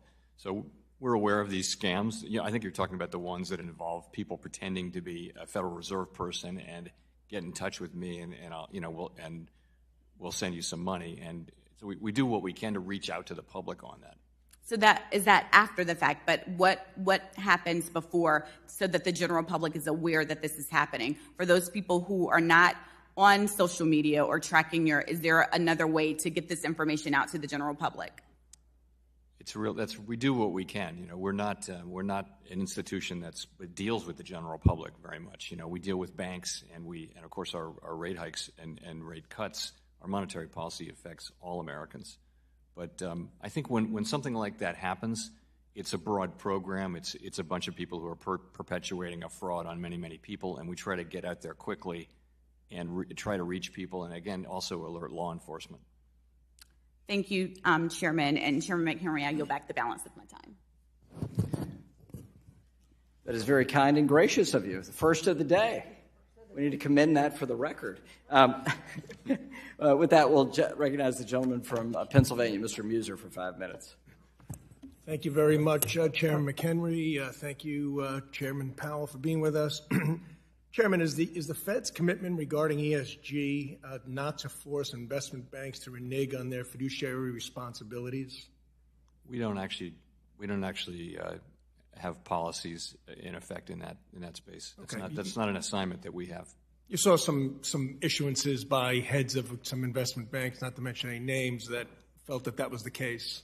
That the Fed was asking them to, we don't. SEC, Fed. You stated a couple of minutes ago that you feel that some sort of ESG. You stated that banks want it, and I'm talking. No, that's different, completely different. It's regulated financial institutions that we regulate and supervise. They're subject to, particularly the big ones, are subject to the Fed. Climate change. You agree that climate the Fed change issues all over the country. Won't ask banks to renege on their fiduciary responsibilities. The Fed won't do that. We don't regulate the investment banks. The SEC does. Okay, so the answer is no. What's the question again? I'll move on. Earlier, some of my colleagues and Chairman McHenry questioned the holistic review of the capital bank holdings. This holistic review, which no one has seen, according to my sources, but there are published reports that it will call for more capital to be held by banks. I understand the deferral to Vice Chair Barr, but do you have any thing that you could add that would warrant a need for large banks' capital increase? So there isn't a proposal to evaluate or talk about yet. Vice Chair Barr has indicated he was going to take a look. He said he thinks capital is strong, and the question really is it strong enough? And I know he's been working, and there'll be a process when he does arrive at conclusions. He has no authority to enact something himself. It has to go through the Board of Governors, also through the FDIC and the OCC. Okay, this has nothing to do with the QT. Process. I'm sorry, with the QT initiative, the tightening of the money supply. They're not related at all. No.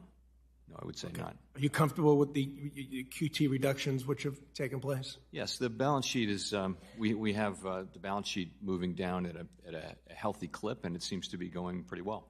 Okay, so the Biden administration's fiscal and energy policy has caused trillions in deficit spending, as you well know, very, very excessive trillions. Meanwhile, energy costs for the average American have, from heating oils to gasoline, have increased by over 40%, and businesses, of course, in just over the last 2 years. So high energy obviously affects the cost for manufacturing, wages, general cost of living in almost every aspect of society. Would not such fiscal and energy policy work of the Biden administration working hand in hand with initiatives such as QT and initiatives of the Fed be far more effective than the Fed fighting inflation on your own? Well, I mean, we are the agency that has the responsibility to restore price stability, and we just have to do it. That's the task we've been given under the law. It's great if Congress helps. It's great if the administration helps, but we have to deliver it, and we will. That's our responsibility, which we fully accept. We're not risking stagflation if the fiscal policy and monetary policy are working against each other? Again, we don't comment on fiscal policy. That's for elected people, and we have a job, maximum employment and price stability. We use our tools. We try to stay in our lane, stick to our knitting.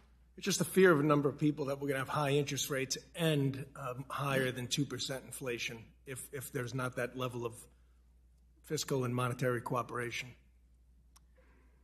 Again, fiscal policy does what it's going to do. We take that as exogenous. That's the fiscal policy will be what you and your colleagues do with, and that comes into the economy, and we see it, and we don't have a view. We don't try to comment on the decisions that you make, and we use our tools to restore price stability no matter what happens outside of our building. Sure. Okay. Mr. Chairman, I'll yield back. Thank you. Gentleman yields back. We now recognize the ranking member of the Oversight Subcommittee, Mr. Green of Texas, for 5 minutes. Thank you, Mr. Chairman. Thank you, Mr. Powell, for being with us today. I greatly appreciate your work, but I would like to take just a few moments to talk about how our legislative bodies have legitimized systemic racism. It's been done by having a Fed that has a responsibility to produce maximum employment, knowing that the 2-to-1 black-white wage gap exists traditionally, and also knowing that traditional actions and methodologies will not change that. But yet, we won't give you the authority to make recommendations or to take actions that would directly target that. It's not your fault. It's the legislative body's fault. We perpetuate systemic racism in your mandate of maximum employment. We also perpetuate it in lending because we know that invidious discrimination exists in lending. We know it exists. And there are laws that will prevent and punish persons who cheat banks. You will be prosecuted and you will be fined criminally if you cheat a bank. No such law exists if you cheat a customer. And we know that black people who are more qualified than whites will get less money when they get a loan and pay a higher interest rate. These are all things that are the case. They're true. So legislative bodies continue to legitimize systemic racism. And the bodies have become so bold now, so many of the members, they're so bold now as to say they're sick and tired of hearing about this. They don't want a discussion about racism and systemic discrimination. They believe that all is well as long as all is well in the white world. But many, they won't say it that way, Mr. Powell, but that's the way their actions would lead one to conclude they have positioned themselves. Many of these people are my friends, people that I associate with, talk to regularly. But there comes a time when you just have to be truthful. Systemic racism can be eliminated. It can be dealt with. We know how to, but we don't have the will to do it. So I don't fault you. I don't fault you. Not one scintilla of blame would I cast your way. It's the legislative body. It's the people who sit on this committee who won't allow laws to be passed, making it a crime to deny a person a loan who is qualified to get that loan. People on this committee who will say they don't want to hear anymore and encourage persons who are professionals, experts, encourage them to push back against talk about invidious discrimination. Systemic racism emanates from the legislative body. And you, sir, are in a very awkward position because I genuinely believe that you'd like to do something about it, but you can't. It creates a sad state of affairs. I thank you for the time, Mr. Chairman, and I yield back. Gentleman's time has expired and yields back. The gentleman from Wisconsin, Mr. Fitzgerald, is recognized for 5 minutes. Chairman, thanks for being here today. Probably get right under the wire here. I just had one, and some of my colleagues have touched on this today again, that there's certainly, I think we're well aware, I'm well aware, that there's a dynamic back in the district and across this nation. There's a certain segment of adults, 25 to 35-year-olds, many of them dual income, no kids, and they are completely froze out of the housing market right now, either because the cost of a home at a new subdivision in any municipality is $500,000 or more. And as a result of that, it's not only by actions of the Fed, I think, on the interest rates, but certainly the other thing I wanted to bring up, because the balance sheet at the Fed has gone from $4 trillion to $9 trillion post-pandemic, could the Fed, by no longer buying mortgage-backed securities, in a smaller universe of the private sector buyers who demand a higher rate of return, right? Is there not another kind of built-in trigger there that mortgage rates are going to continue to go higher, unrelated to what the Fed does? Because I think the concern is that between the dynamics of no new subdivisions, 25 to 35-year-olds unable to get a loan, and then interest rates continuing to climb, all of these factors are just, we're going to lose a generation of adults here that are never going to get home ownership. They're never going to benefit, which we all know is the big wealth builder for any family. So I'm just, if there's anything I take away from what we heard today in the questions asked, I hope that that is something that the Fed is in tune to and is looking at closely.